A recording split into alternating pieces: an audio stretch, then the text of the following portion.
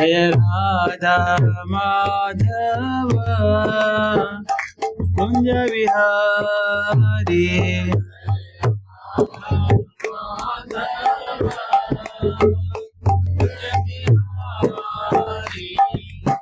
गोपी जन वल्लभ गिरिवरधारी।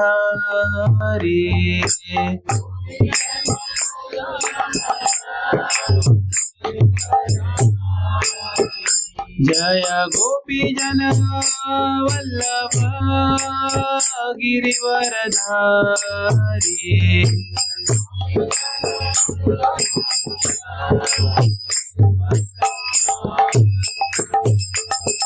यशोदानंदन व्रज जनरंजन।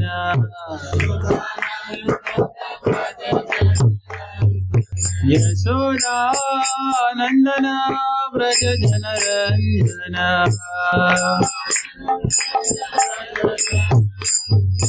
यशोदानंदन व्रज जनरंजन। यमुना तीरवनचारी।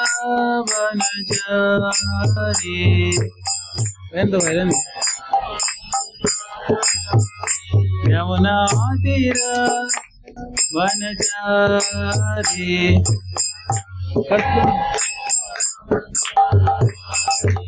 जय राधा माधव कुंज विहारी।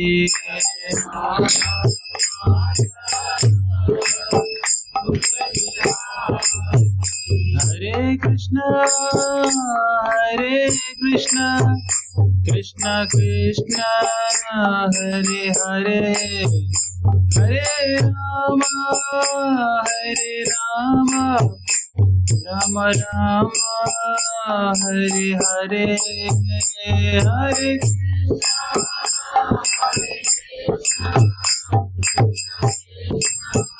हरे हरे।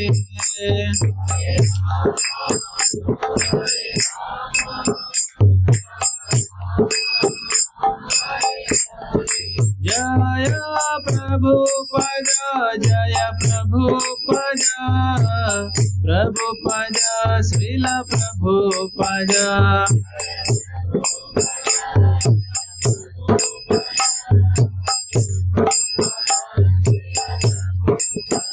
निताय गौर हरि बोल, हरि बोल, हरि बोल। निताय गौर हरि बोल।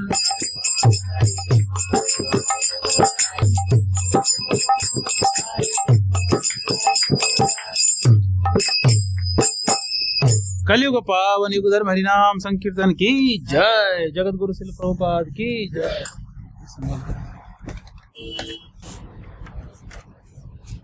इसको भी कहता हूँ। ओम नमो भगवते वासुदेवाय। ओम नमो भगवते वासुदेवाय। ओम नमो भगवते वासुदेवाय। नारायणं नमस्कृत्य नरं चैव नरोत्तमं, देवीं सरस्वतीं व्यासं ततो जयमुदीरयेत्। नष्टप्रायेषु भद्रेषु नित्यं भागवत सेवया, भगवती उत्तमा श्लोके भक्तिर्भवति नैष्ठिकी। कृष्णाय वासुदेवाय देवकीनन्दनाय च नन्दगोपकुमाराय गोविन्दाय नमो नमः। ॐ अज्ञानतिमिरान्धस्य ज्ञानाञ्जनशलाकया चक्षुरुन्मिलितं येन तस्मै श्री गुरवे नमः। नमो विष्णुपादाय कृष्णपृष्ठाय भूतले श्रीमते भक्तिवेदान्त स्वामिन्निति नामिने। नमस्ते सारस्वते देवे गौरवाणी प्रचारिणे निर्विशेष शून्यवादी पाश्चात्य देश तारिणे। वाञ्छाकल्पतरुभ्यश्च कृपा सिन्धुभ्य एव च पतितानां पावनेभ्यो वैष्णवेभ्यो नमो नमः। नमो महावदन्याय कृष्ण प्रेम प्रदायते कृष्णाय कृष्ण चैतन्य नाम्ने गौरत्विषे नमः। हे कृष्ण करुणा सिंधु दीनबंधु जगत्पते गोपेश गोपिका कांत राधा कांत नमस्तुते। तप्त कांचन गौरांगे राधे वृंदावनेश्वरी वृषभानुसुते देवी प्रणमामि हरिप्रिये। जय श्री कृष्ण चैतन्य प्रभु नित्यानंद श्री अद्वैत गदाधर श्रीवासादि गौर भक्त वृंद। हरे कृष्ण कृष्ण कृष्ण हरे हरे हरे राम राम राम हरे हरे। वृंदाय तुलसी देव्यै प्रियाय केशवस्य च विष्णुभक्तिप्रदे देवी सत्यवत्यै नमो नमः। उग्रं वीरं महाविष्णुं ज्वलन्तं सर्वतोमुखं नृसिंहं भीषणं भद्रं मृत्युर्मृत्युं नमाम्यहम्।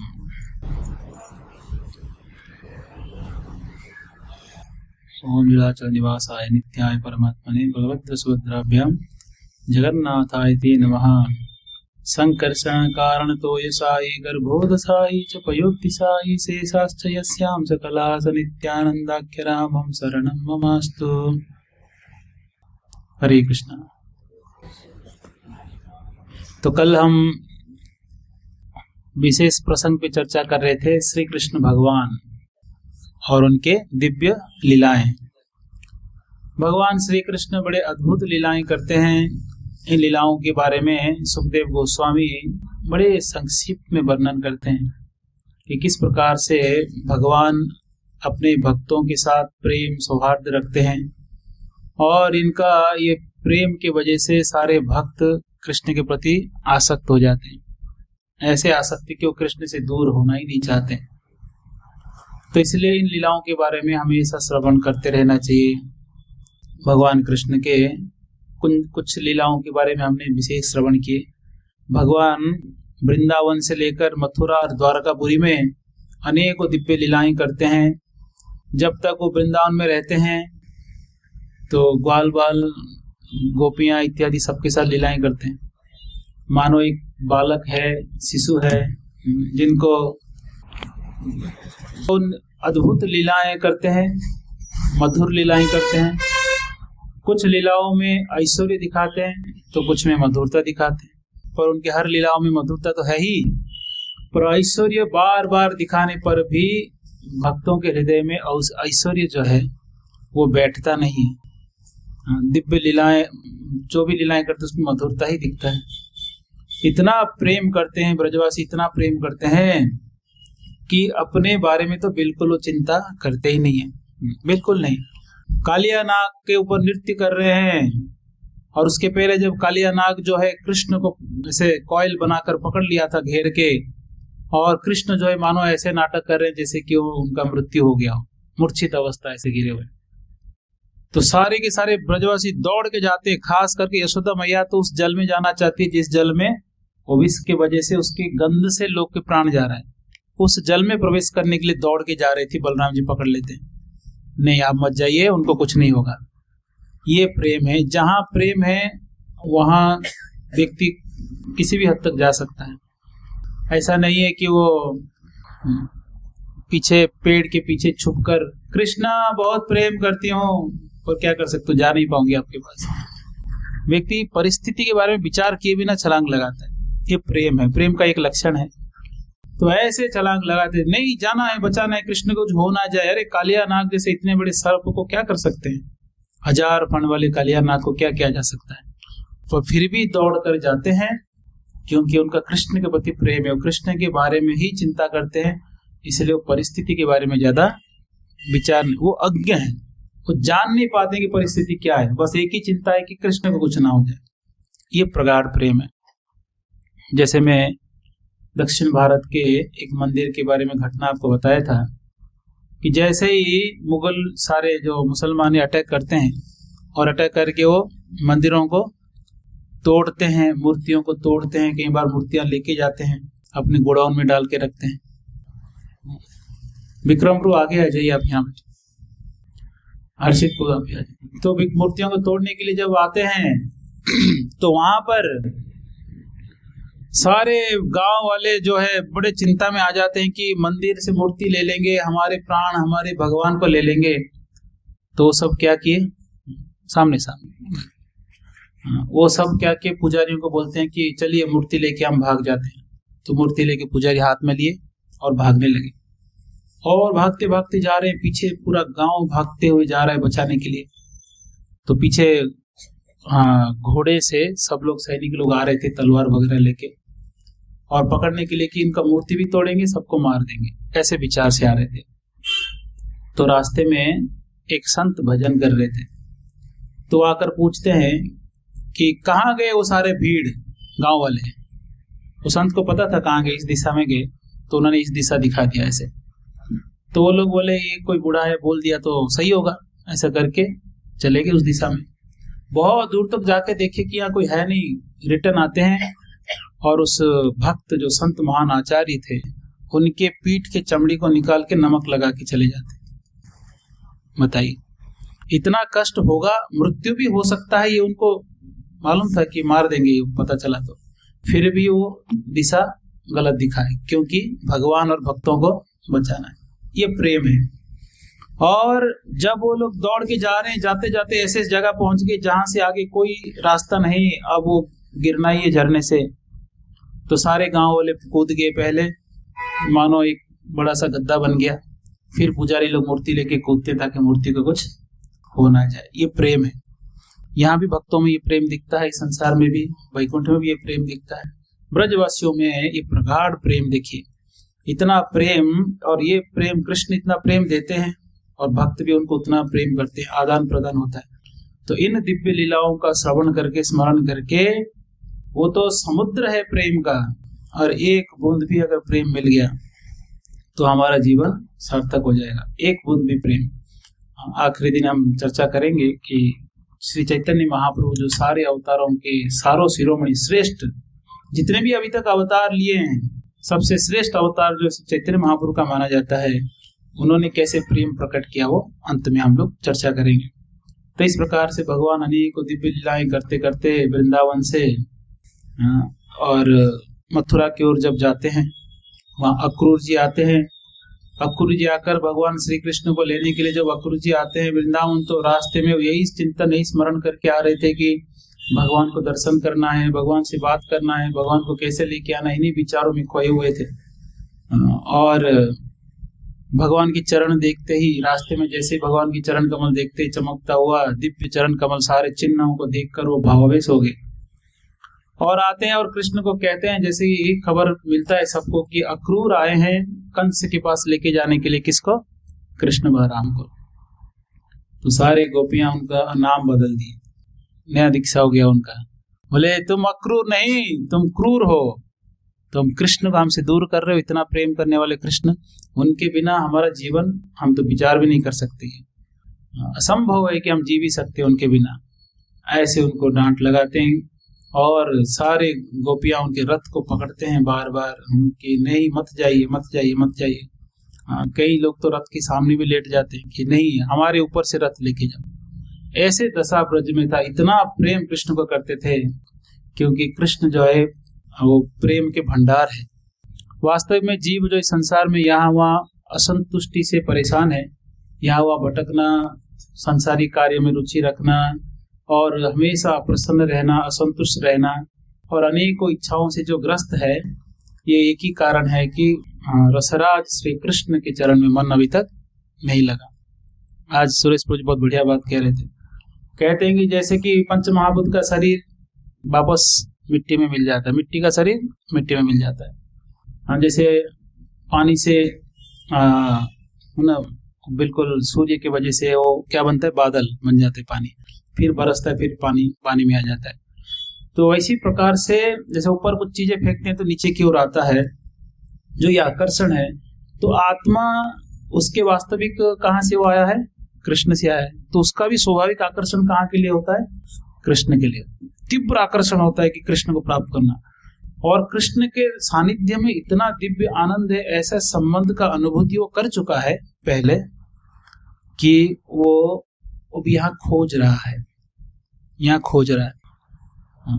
जैसे कि कोई व्यक्ति का आंख बंद कर दिया जाए, कोई अंधा हो गया है, अब उसको पता नहीं है कि वास्तव में कहाँ क्या रखा है, तो उसको जो सामान घर के अंदर खोजना था वो अंधा होने की वजह से वो कहाँ खोजेगा, वो बाहर खोजेगा, वो पाइप को पकड़ेगा, बोले ये क्या है, और कहाँ वो उस गेट को पकड़ेगा, बोलेगा शायद बाथरूम का दरवाजा है, बाहर निकल जाएगा।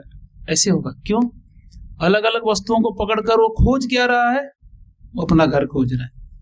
और अभी क्यों गलत जगह है, क्योंकि वो अंधा है, दिख नहीं रहा है उसको, सत्य क्या है उसको नहीं पता है, इसलिए गलत स्थान पे चीजों को ढूंढ रहा है। प्रेम की भूख इतना ज्यादा है हमारे अंदर, इतना ज्यादा है कि हम कृष्ण को ही प्रेम करेंगे तो ही वो संतुष्ट हो सकता है। प्रेम के भरपाई कोई नहीं कर सकता। प्रेम हम जितना चाहते हैं वास्तव में कोई दे सकता है इस संसार में, कोई व्यक्ति दे सकता है, व्यक्ति विशेष, असंभव है कोई दे दे, असंभव, कोई नहीं दे सकता। सब लोग एक दूसरे से परेशान हैं, सब लोग एक दूसरे से परेशान है। कोई किसी के हृदय को समझ ही नहीं पाता है, बस एडजस्ट करके लोग जीते हैं साथ में। और कौन किसको, जितना एक्सपेक्टेशन है उतना प्रेम कोई नहीं देता है, इसलिए हम दुखी रहते हैं। पर एक जगह है, सबका प्रेम सबको भरपूर मिल जाएगा। कौन है वो? कृष्ण। कृष्ण प्रेम के सागर है, वो प्रेम देंगे। और भगवान इतना प्रेम देते हैं तो क्योंकि जीव वास्तव में वहां से आया है, इसलिए जब वो अंश पूर्ण के सानिध्य में आ जाता है, वो पूर्णता की अनुभूति करता है, उसको शांति प्राप्त होता है। देखो जैसे नीरज को शांति प्राप्त हो रहा है, सुन रहे हैं आप ध्यान से? तो ज्यादा शांत मत हो जाइए, नहीं तो समस्या हो जाएगा। तो इसलिए जब अपूर्ण ये जो जीव अंश है पूर्ण के पास आएगा तो संतुष्ट हो जाता है। एक वो पूर्णता की अनुभूति करता है, वो संतुष्टि की अनुभूति करता है। इसीलिए हम लोग देखते हैं अनेक लोग धर्म के कार्य में अलग अलग कार्य करते हैं, यहाँ वहाँ सब भटकते हैं। ऐसा कोई मंदिर नहीं जो नहीं जाते, ऐसा कोई धार्मिक कार्यक्रम है जिसमें नहीं जाते हो, सब जगह भटकते हैं। ऐसा कोई रास्ता नहीं जो नहीं अपनाते हैं। जो व्यक्ति जो बोला अपना लेते हैं। ये पूजा करना है ठीक है, ये अंगूठी पहनना है ठीक है, ये कार्यक्रम करना है ठीक है, ये यज्ञ करना है ठीक है, सारे रास्ते अपना लेते हैं। पर फिर भी उनको कहीं एक ऐसा नहीं लगता है कि यही जीवन का लक्ष्य है। जैसे ही वो कृष्ण के पास आ जाते हैं तो उनका जीवन वहीं गाड़ी अटक जाता है। आगे क्या योजना है आपका? और एक ही योजना है, कृष्ण तक पहुंचना है, और कोई योजना है ही नहीं। सारे भक्तों का ये अनुभव है, कृष्ण के पास आते ही उनका जीवन कृष्ण के लिए ही होता है। कृष्ण से मुड़कर कोई कहीं गया ऐसा कोई उदाहरण नहीं है, कहीं नहीं है कि कृष्ण को छोड़ के कहीं और भी गया हो। पर अन्य देवताओं के उपासक घूम फिर के कृष्ण के पास आए हैं, और कृष्ण के भक्त का भी मुड़ के कहीं और कहीं भी नहीं जाते। वो ज्ञान में नहीं जाते, कर्म में नहीं जाते, योग में नहीं जाते, अष्टांग योग में भी नहीं जाते हैं, देवी देवता उपासना में नहीं जाते हैं, कर्म कांड में नहीं जाते हैं, जो एक बार कृष्ण का प्रेम प्राप्त कर लिया, कृष्ण के चरण की रस आस्वादन कर लिया, वो दूसरा भौतिक संसार के कार्य में उसका रुचि नहीं होता। मतलब वो करना चाहे तो भी नहीं कर सकता, क्योंकि उसमें उसका रुचि नहीं होता है, रुचि नहीं है। अब सोचिए, किसी को आप अगर फीस्ट खिला दिए हैं, 56 भोग राजभोग प्लेट खिला दिए हैं, और उसको आप सूखा रोटी देंगे खाने के लिए, वो खाएगा क्या? दोबारा नहीं खाएगा। ये हमारे ये लड़कों का यही हाल हुआ है आजकल। ये तो बोलते थे पहले, प्रभु जी हम तो दाल रोटी से भी खा लेते थे, पहले कोई फर्क नहीं पड़ता था, वो तो हमको फीस्ट लगता था। पर इस्कॉन में आके आप इतना प्रसाद खिलाए, अब तो दाल रोटी देखते अरे भाई ये ठीक नहीं है। ये लोग खुद बनाते हैं, यहाँ के 2-3 सब्जी बनाएंगे, कुछ ना कुछ एक्स्ट्रा ही बनाएंगे भगवान के लिए, और सब प्रसाद लेंगे। क्यों? क्योंकि अब इनको हायर टेस्ट मिल गया।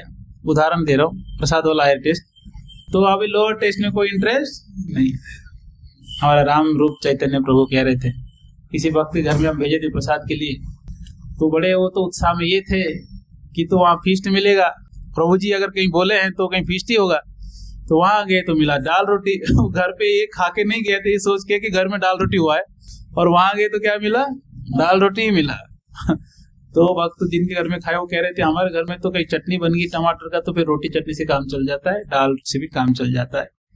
अब वो फीस्ट खाने की आदत हो गया भक्तों को, तो अभी दाल रोटी से काम नहीं चलता। कहने का तात्पर्य है, कोई अगर थोड़ा सा ऊंचा स्वाद इसको मिल गया हो ना, तो निम्न स्वाद में वो कभी मुड़कर नहीं जाएगा। इसी प्रकार से जो व्यक्ति को कृष्ण प्रेम की अनुभूति हो गया है, कृष्ण के साथ आदान प्रदान की अनुभूति हो गया है, वो वापस यू टर्न नहीं ले सकता।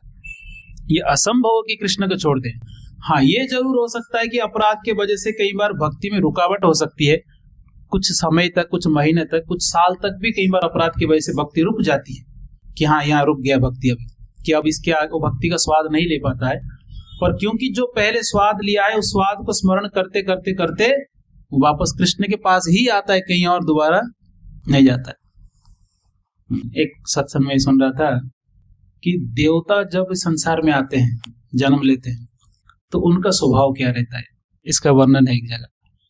तो बोलते हैं उनका अनेक स्वभाव कहते हैं, वो अच्छा बोलते हैं, मीठा बोलते हैं, किसी को दुख देने वाली बात नहीं कहते, अनेकों ऐसे लक्षण है। उसमें सबसे श्रेष्ठ लक्षण क्या है मालूम है? वो विष्णु भक्ति या कृष्ण भक्ति के अलावा किसी और की भक्ति नहीं करेंगे। बचपन से उनका एक ही आकर्षण है, कौन है? कृष्ण या तो विष्णु। वो भगवत तत्व के प्रति ही आकर्षित रहेंगे, ये देवताओं का स्वभाव है अगर यहाँ जन्म लेते हैं। तो इस प्रकार से कृष्ण के पास एक बार आ जाएंगे ना, तो ये अपूर्णता है, ये अनुभूति, जो अपूर्णता का अनुभूति वो दूर हो जाएगा। कंप्लीटनेस, बस कृष्ण ही सब कुछ है। सर्वदेव नमस्कारम केशवम प्रतिगच्छति, सारे देवता केशव को नमस्कार करते हैं, पूर्णता का अनुभूति करते हैं। देखिए भागवतम क्लास जैसे हम कर रहे हैं यहाँ पर, आप लोग को सुन के आश्चर्य होगा कि जहाँ जहाँ कथा होती है वहाँ देवता भी सुनने आते हैं।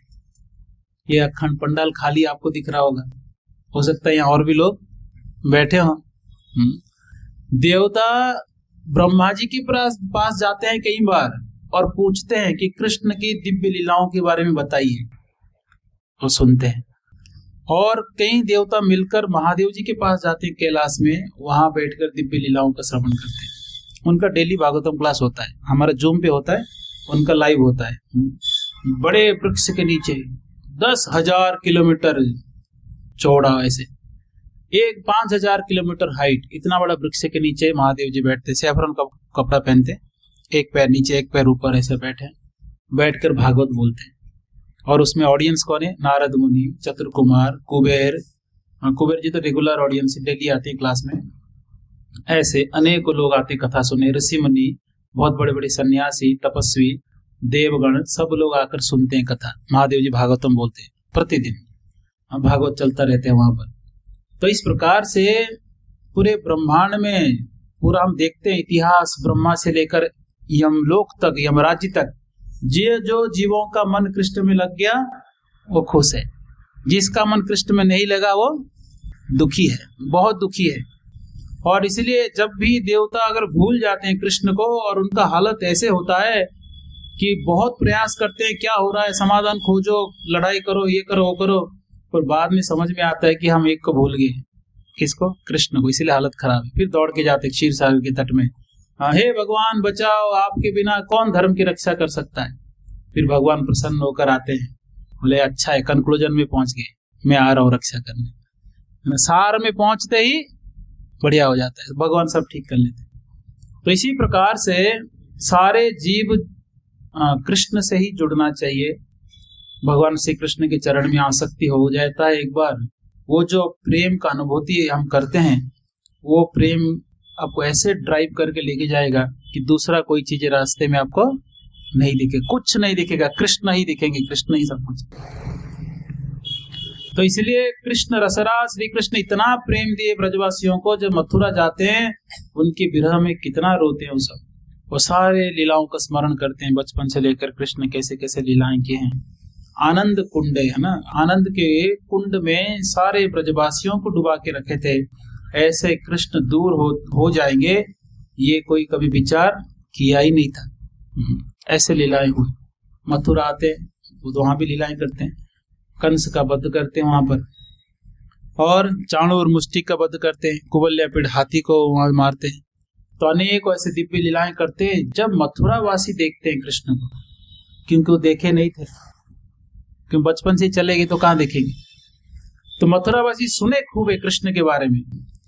और जैसे ही वो कृष्ण को देखते हैं युद्ध भूमि में चाणूर मुष्टिक के साथ लड़ाई कर रहे हैं, और वहां सब लोग बैठे हैं ऐसे देख रहे हैं कृष्ण की लड़ाई, वो देखकर कई लोग ये सोच रहे हैं ये तो साक्षात परम ब्रह्म भगवान है, इनको कुछ नहीं होगा, सबको यहाँ पटक देंगे अभी, ये सोचकर प्रसन्न है कि बढ़िया है। कई लोग दुखी है, कई लोग रो रहे हैं ये सोचकर कि देखो कितने छोटे बच्चे हैं, उनके अंग कितने कोमल है, और कितना निष्ठुर कंस है जो उनके साथ लड़ने के लिए दो पहलवान को भेज दिया। कई लोग ये भाव में, सबका अलग अलग भाव है भगवान के प्रति, पर कुल मिला के सबका विचार किसके प्रति था? कृष्ण के प्रति। वो कंस के प्रति किसी का अच्छा विचार नहीं था, सब यही चिंता में थे कृष्ण को कुछ होना जाए। तो ऐसे दिव्य लीलाएं मथुरा में भगवान करते हैं। वहां कुछ समय रहने के बाद देखते हैं बार बार सब लोग अटैक कर रहे, जरासंध आक्रमण करते जा रहा है, जरासंध बार बार परास्त हो रहा है, और कंस बोले ना जरासंध मम बंधु। जरासंध कौन है? मेरा बंधु है, मित्र है। देखो दोस्ती भी कैसे है उन लोग का, जैसे लोग वैसे दोस्ती होगा, तो उसका बुद्धि तो ऐसे है, तो जरासंध को मित्र बनाया है। और जरासंध अनेकों लोगों को लेकर, सेनाओं को लेकर, करोड़ों सेनाओं को लेकर बार बार आक्रमण करता था। भगवान बार बार मारते थे। बाद में भगवान सोचे एक तो अच्छा ये है कि मैं धर्म के नाश के लिए आया हूं, मुझे संसार में भटकना नहीं पड़ रहा है गलत लोगों को मारने के लिए।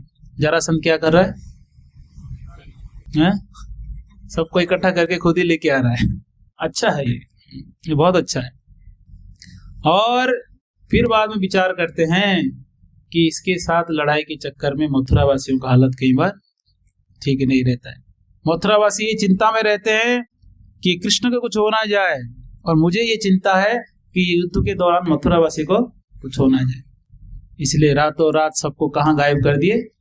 द्वारका। नया शहर बनाते हैं।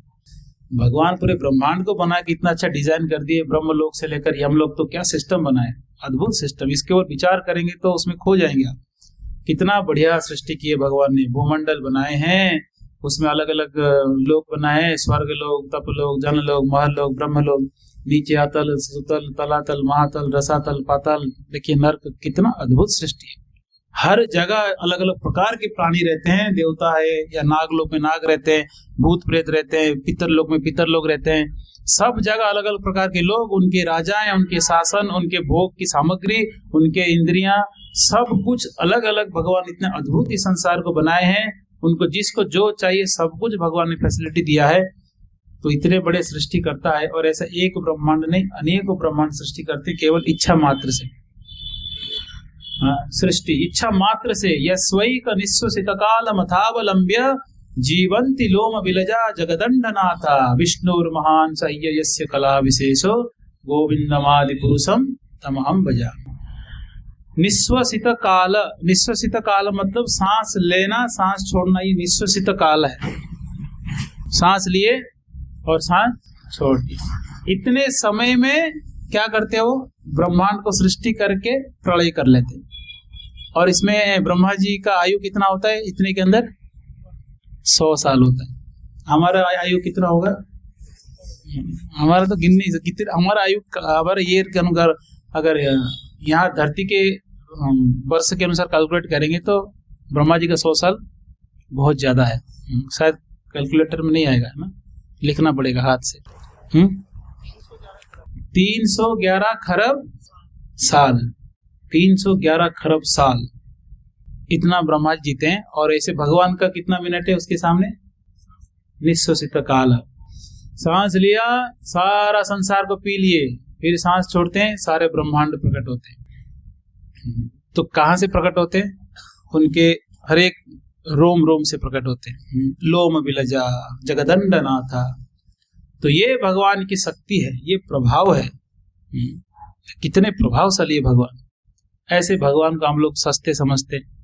कृष्ण है, मक्खन चोरी करता था, ग्वाल बाल था, पढ़ा लिखा नहीं था, अनपढ़ था, बाद में स्कूल गया।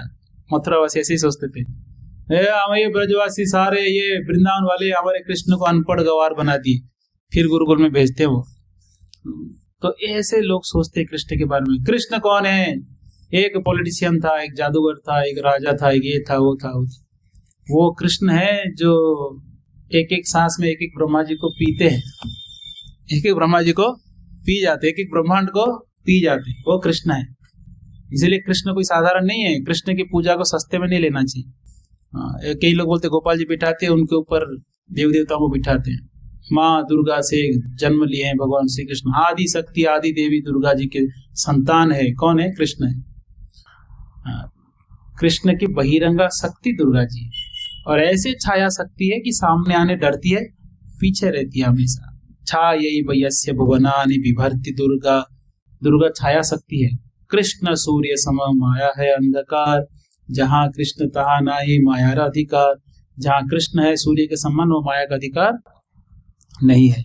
तो इसलिए ये सत्य को जानकर, सत्य व्रतम सत्य परम त्रिसत्यम, जो तीनों लोक में सत्य है, उनको छोड़कर अगर यहाँ वहाँ जाएंगे तो प्रेम कैसे मिलेगा।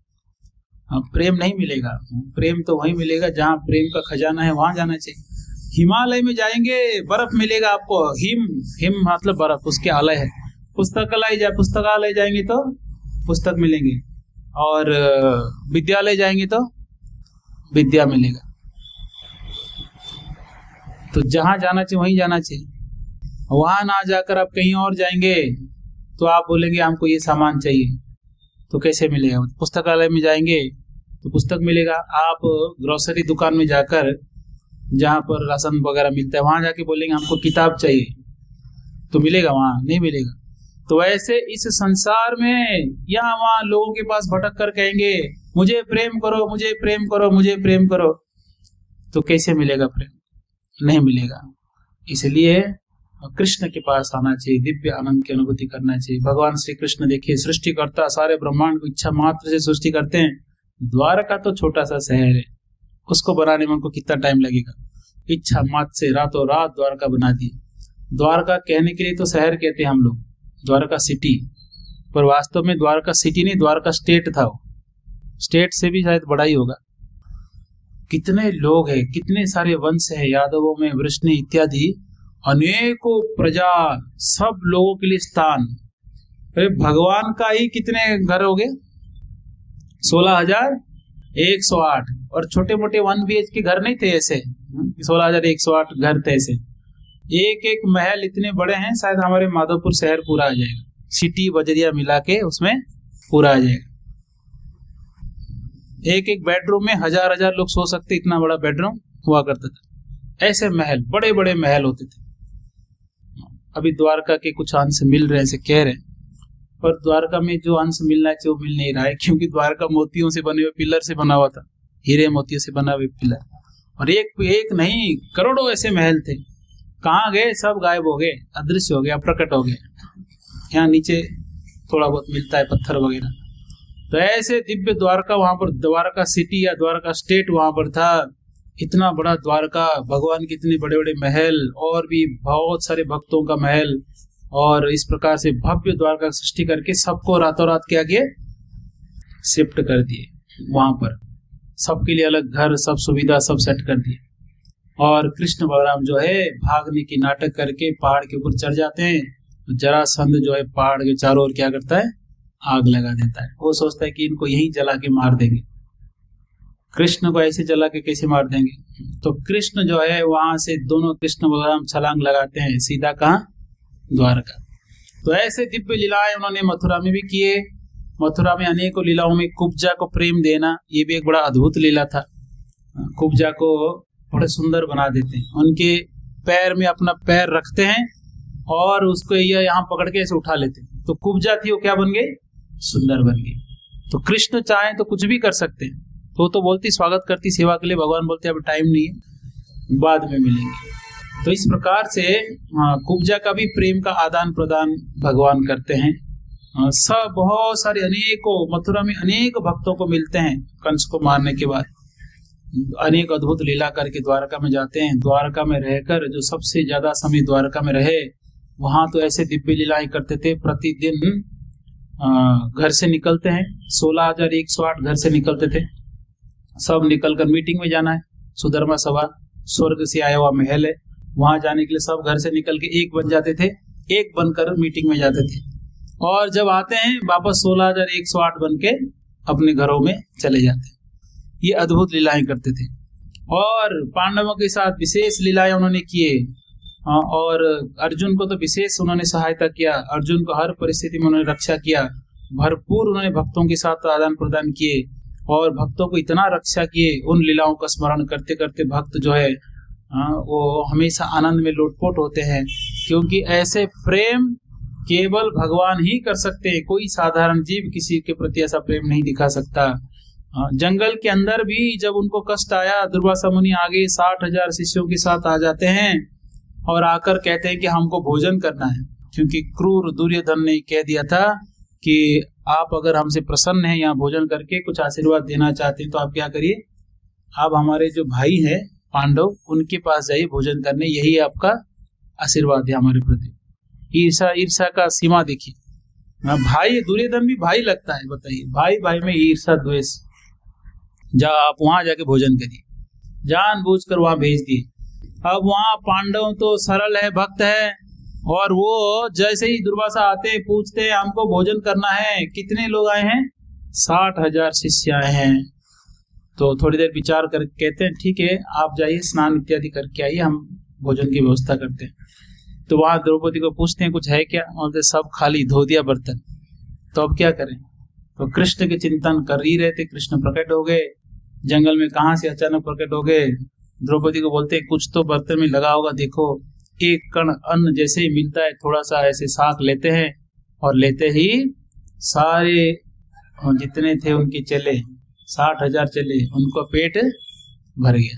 डकार आने लगा, डकार आया, बोला अरे पेट भर गया हमारा अपने आप, अगर हम अभी जाएंगे भीम परोसेगा, अगर हम नहीं खाएंगे तो गदा लेके मारेगा, भागो यहाँ से। सब वहीं से वहीं भाग गए। ऐसे भगवान बचाते हैं, अद्भुत लीलाएं भगवान करते हैं और कहीं जगह बचाते हैं, बचाते बचाते आते हैं भगवान जी। और भगवान पांडवों को इतना प्रेम करते थे, परिवार के समान वहां रहते थे उनके साथ।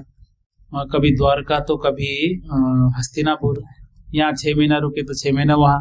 ऐसे एक प्रसंग में हम सुन रहे थे कि अर्जुन जो है कृष्ण को छोड़ने के लिए आते थे द्वारका और यहीं रुक जाते थे 6 महीना, और कृष्ण अर्जुन को छोड़ने जाते थे हस्तिनापुर और वो रुक जाते थे 6 महीना। यानी कोई किससे अलग होना चाहता ही नहीं। ये प्रेम है, इतना प्रेम।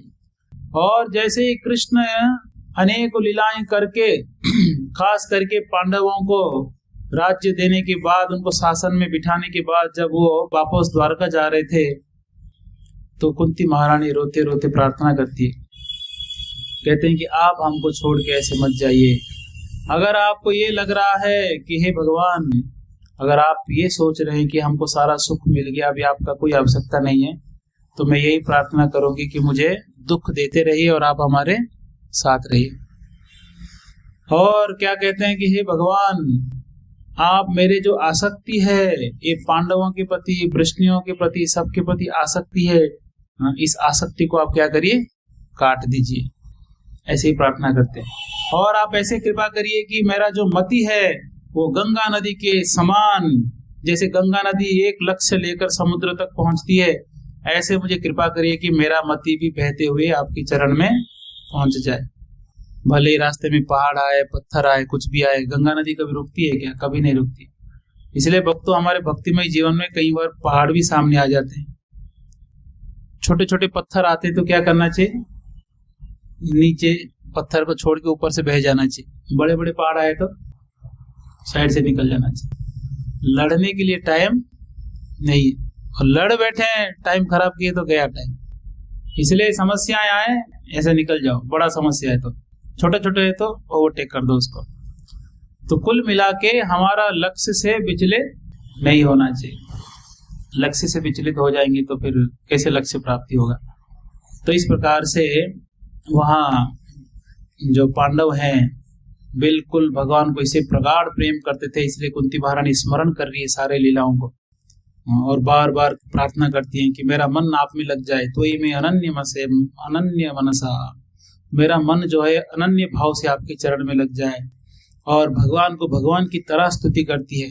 पहली बार कुंती महारानी से ऐसा स्तुति सुनकर भगवान भी सोचते हैं कि क्या हो गया बुआ जी आज आपको, ऐसा कुछ थोड़ा आप उल्टा बोल रहे हैं आज। तो बुआ जी है, फैमिली जैसा रहती थी और अचानक क्या स्तुति करने लगी? भगवान नमस्ये पुरुषम तो आद्यम, हे आदि पुरुष आपके चरण में मेरा प्रार्थना नमस्कार। तो बुआ जी नमस्कार करेंगे तो थोड़ा इनको अच्छा नहीं लगा कि बुआ जी नमस्कार कर रहे हैं। बुआ जी आप क्यों नमस्कार कर रहे हैं? तो कहीं ऐसा कृष्ण सोचेंगे, क्या बोलेंगे, इसलिए बुआ जी क्या बोल दी साथ साथ में, नमस्ये, नमस्कार तो कर रही हूँ पर किसको नमस्कार कर रही हूँ? मैं मेरे पारिवारिक संबंध है इसलिए नमस्कार नहीं कर रही हूँ।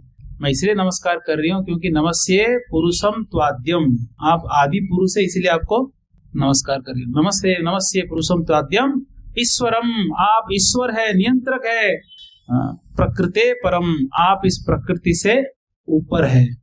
लोगों को देखने में तो लगता है कि आप प्रकृति है, शरीर मिला है, ऐसे आपको लगता है, पर वास्तव में आपका भौतिक शरीर नहीं है, आपका दिव्य शरीर है। आप प्रकृति से परे हैं, माया आपको स्पर्श नहीं कर सकती, ऐसा कहते हैं।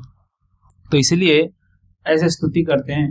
खैर स्तुति नमस्ये नमस्कार तो करते हैं कुंती महारानी, पर नमस्कार करते हुए कुंती महारानी चरण से प्रार्थना नहीं करती है। कहाँ से प्रार्थना करती है? नाभि से। कौन सा श्लोक किसको याद है? हाँ, नमः पंकजनाभाय नमः पंकजमालिने नमः पंकजनेत्राय नमस्ते पंकजांग्रय। कि हे भगवान नमस्ते, नमो पंकजनाभाय, जिनका नाभि भी कमल पुष्प के समान है। चरण से स्तुति करना चाहिए, नाभि से स्तुति करते, क्योंकि कहीं भगवान को ये ना लगे कि बुआ जी होके पैर क्यों छू रहे हैं, तो इसलिए बहुत बुद्धिमान है, उस स्तुति नाभि से स्तुति करते हैं। तो इस प्रकार से बहुत प्रेम भरा स्तुति करते हैं, बहुत भावपूर्ण स्तुति करते हैं। इसलिए भक्तों, हमको जब भी हमको भगवान के सामने जाते हैं तो हमको स्तुति करना चाहिए। जगह उनको समाधि में जा रहे हैं, सुन रहे हैं सब लोग, बोलिए हरे कृष्णा कृष्ण कृष्ण हरे हरे, हरे राम राम राम। ये माला पहना उनको, नीरज ओके। और सुगंध लेते रहिए, जागे रहिए ना।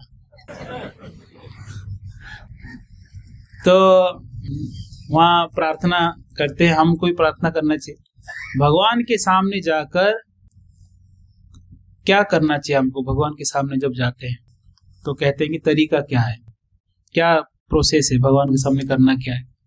प्रणाम करने के बाद भगवान के पास जाके पहले भगवान का स्तुति करना चाहिए कि भगवान आप कितने दयालु है, आप कितने महान है, उनके लीलाएं, उनके गुण, उनके स्वरूप, इन सब का गुणगान करते रहना चाहिए। खुद से गुणगान नहीं हो रहा है, जो गुणगान पहले भागवत में हो चुका है उसको रिपीट करना चाहिए। ब्रह्मा जी की स्तुति है, नारद मुनि की स्तुति है, अनेकों भक्तों का स्तुति है, प्रहलाद महाराज की स्तुति है, कुंती स्तुति है, भीष्म स्तुति है, रुद्र स्तुति है, महादेव जी स्तुति करते हैं। ये सारे स्तुतियों को क्या करना चाहिए? दोहराना चाहिए। ये ज्यादा सेफ है। क्यों सेफ है? क्योंकि अपने मन से स्तुति करेंगे तो हम उत्पटांग स्तुति कर लेंगे कुछ ना कुछ, और अपराध भी कर लेंगे, सांसारिक चीजें भी बोल देंगे। इसलिए प्रामाणिक स्तुतियों को रिपीट करना चाहिए। बहुत स्तुति गुणगान करने के बाद फिर अपने दैन्य स्थिति के बारे में बोलना चाहिए कि हे भगवान, मेरा स्थिति क्या है, मैं कितना तुच्छ प्राणी हूँ और भक्ति करने के लिए प्रयास तो कर रहा हूँ पर बार बार माया में पड़ जाता हूँ, आपके चरण में मेरा भक्ति लगे, ऐसा स्तुति करना चाहिए। मैं किस स्थिति में हूँ भगवान, आप नियंत्रक है, हम तो छोटे जीव है, आप विभु है, हम अणु है, हम बहुत छोटे हैं, हम बार बार माया के प्रभाव में आ जाते हैं, इसलिए हम तटस्था शक्ति है, आप अंतरंग शक्ति के साथ नित्य निवास करते हैं गोलोक वृंदावन में। ऐसे अपना स्थिति के बारे में बताना चाहिए, हमारा समस्याएं बताना चाहिए। उसके बाद क्या करना चाहिए? उनको प्रार्थना करना चाहिए, कृपा याचना करना चाहिए, आप हमको कृपा करिए, आप कृपा करिए। तो ये प्रोसेस है, पहले भगवान की स्तुति, फिर अपने दैन्य स्थिति के बारे में बोलना बड़े नम्र भाव से, और उसके बाद हमको कृपा की याचना करनी चाहिए।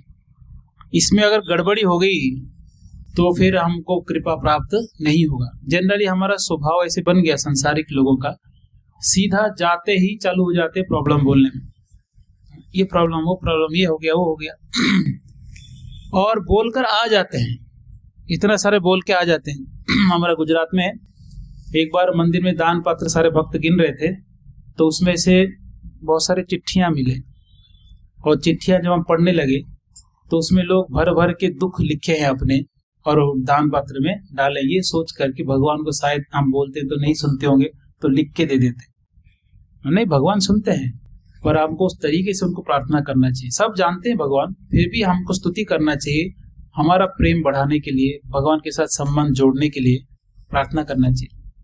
तो इस प्रकार से स्तुति करके अपने दैन्य स्थिति, स्तुति करने से क्या होगा, भगवान के विभूति के बारे में पता चलेगा, भगवान के साथ हमारा जो भाव है उसमें और रिफाइन होते जाएगा, और साथ साथ में जब हम अपने दैन्य स्थिति को बताते हैं उसमें हमारा नम्रता प्रकट होता है। अपने दैन्य स्थिति प्रकट करने के लिए हमको पहले पता होना चाहिए कि हम कितने तुच्छ है, लेकिन पता होना चाहिए ना। पर सबसे बड़ा समस्या ये है कि हमको पता ही नहीं कि हमारा स्थिति खराब है। जब कोई बीमार है और उसको पता नहीं बीमार है, और उसको मेडिसिन देंगे तो क्या कहेगा वो, क्या करूंगा मैं इस मेडिसिन का, कोई जरूरत नहीं है। और डॉक्टर कह दिया भाई तुमको तो बड़ा बीमारी हो गया, तुम मर जाओगे 1 महीने में, 2 महीने में, वो तो सारा मेडिसिन टाइम पे लेगा। जैसे कि कोई अगर किसी को कहता है, उपदेश देता है, ज्यादा तेल मत खाओ, या तो ज्यादा जो फास्ट फूड, जंक फूड है वो मत खाओ, तो लोग बोलेंगे हाँ ठीक है, बोलेंगे वो ही खाएंगे। जहाँ स्टॉल मिल गया, जहाँ पानी पूरी, समोसे, ये वो जो मिले खाते रहेंगे। कब सीरियस लेंगे पता है? कब लेते हैं? जब एक बार हार्ट अटैक आ गया और डॉक्टर बिल्कुल बोल दिया तुम जाओगे अगर कुछ गड़बड़ करोगे, उसके बाद बड़े ईमानदारी से उबले हुए वेजिटेबल स्टीम करते हुए, उबलते भी नहीं, स्टीम होता है उसका, नीचे पानी, ऊपर फिर वेजिटेबल रखते, स्टीम से पकता है, बड़े ईमानदारी से, बिल्कुल टाइम डाइट, इस टाइम पे ये, इस टाइम पे, इस टाइम पे ये, और जो नहीं खाना है देखते भी नहीं उसको, नहीं खाना है। तो स्थिति पता हो तब तो गंभीरता से विषयों को लेंगे, और डॉक्टर जब तक ऐसे डराता नहीं है तब तक तो सब बढ़िया चल रहा है। तो इसीलिए हमारे दैन्य स्थिति क्या है हमको पता होना बहुत जरूरी है। इसलिए अधिकतर सत्संगों में, प्रवचनों में हम अपने गलतियों को बताते हैं कि एक भक्त क्या गलती कर सकता है, कि कितने अनर्थ हो सकते हैं, इसके ऊपर ज्यादा चर्चाएं होते हैं। लोगों को लगता होगा कुछ लीला विला बताइए, ये सब क्या बता रहे हैं।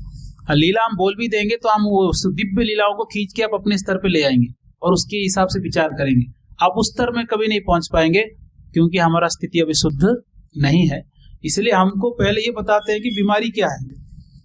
अगर आप डॉक्टर के पास जाते हैं तो डॉक्टर पहले सीधा दवाई लिखता है कि पहले समस्याएं सुनता है?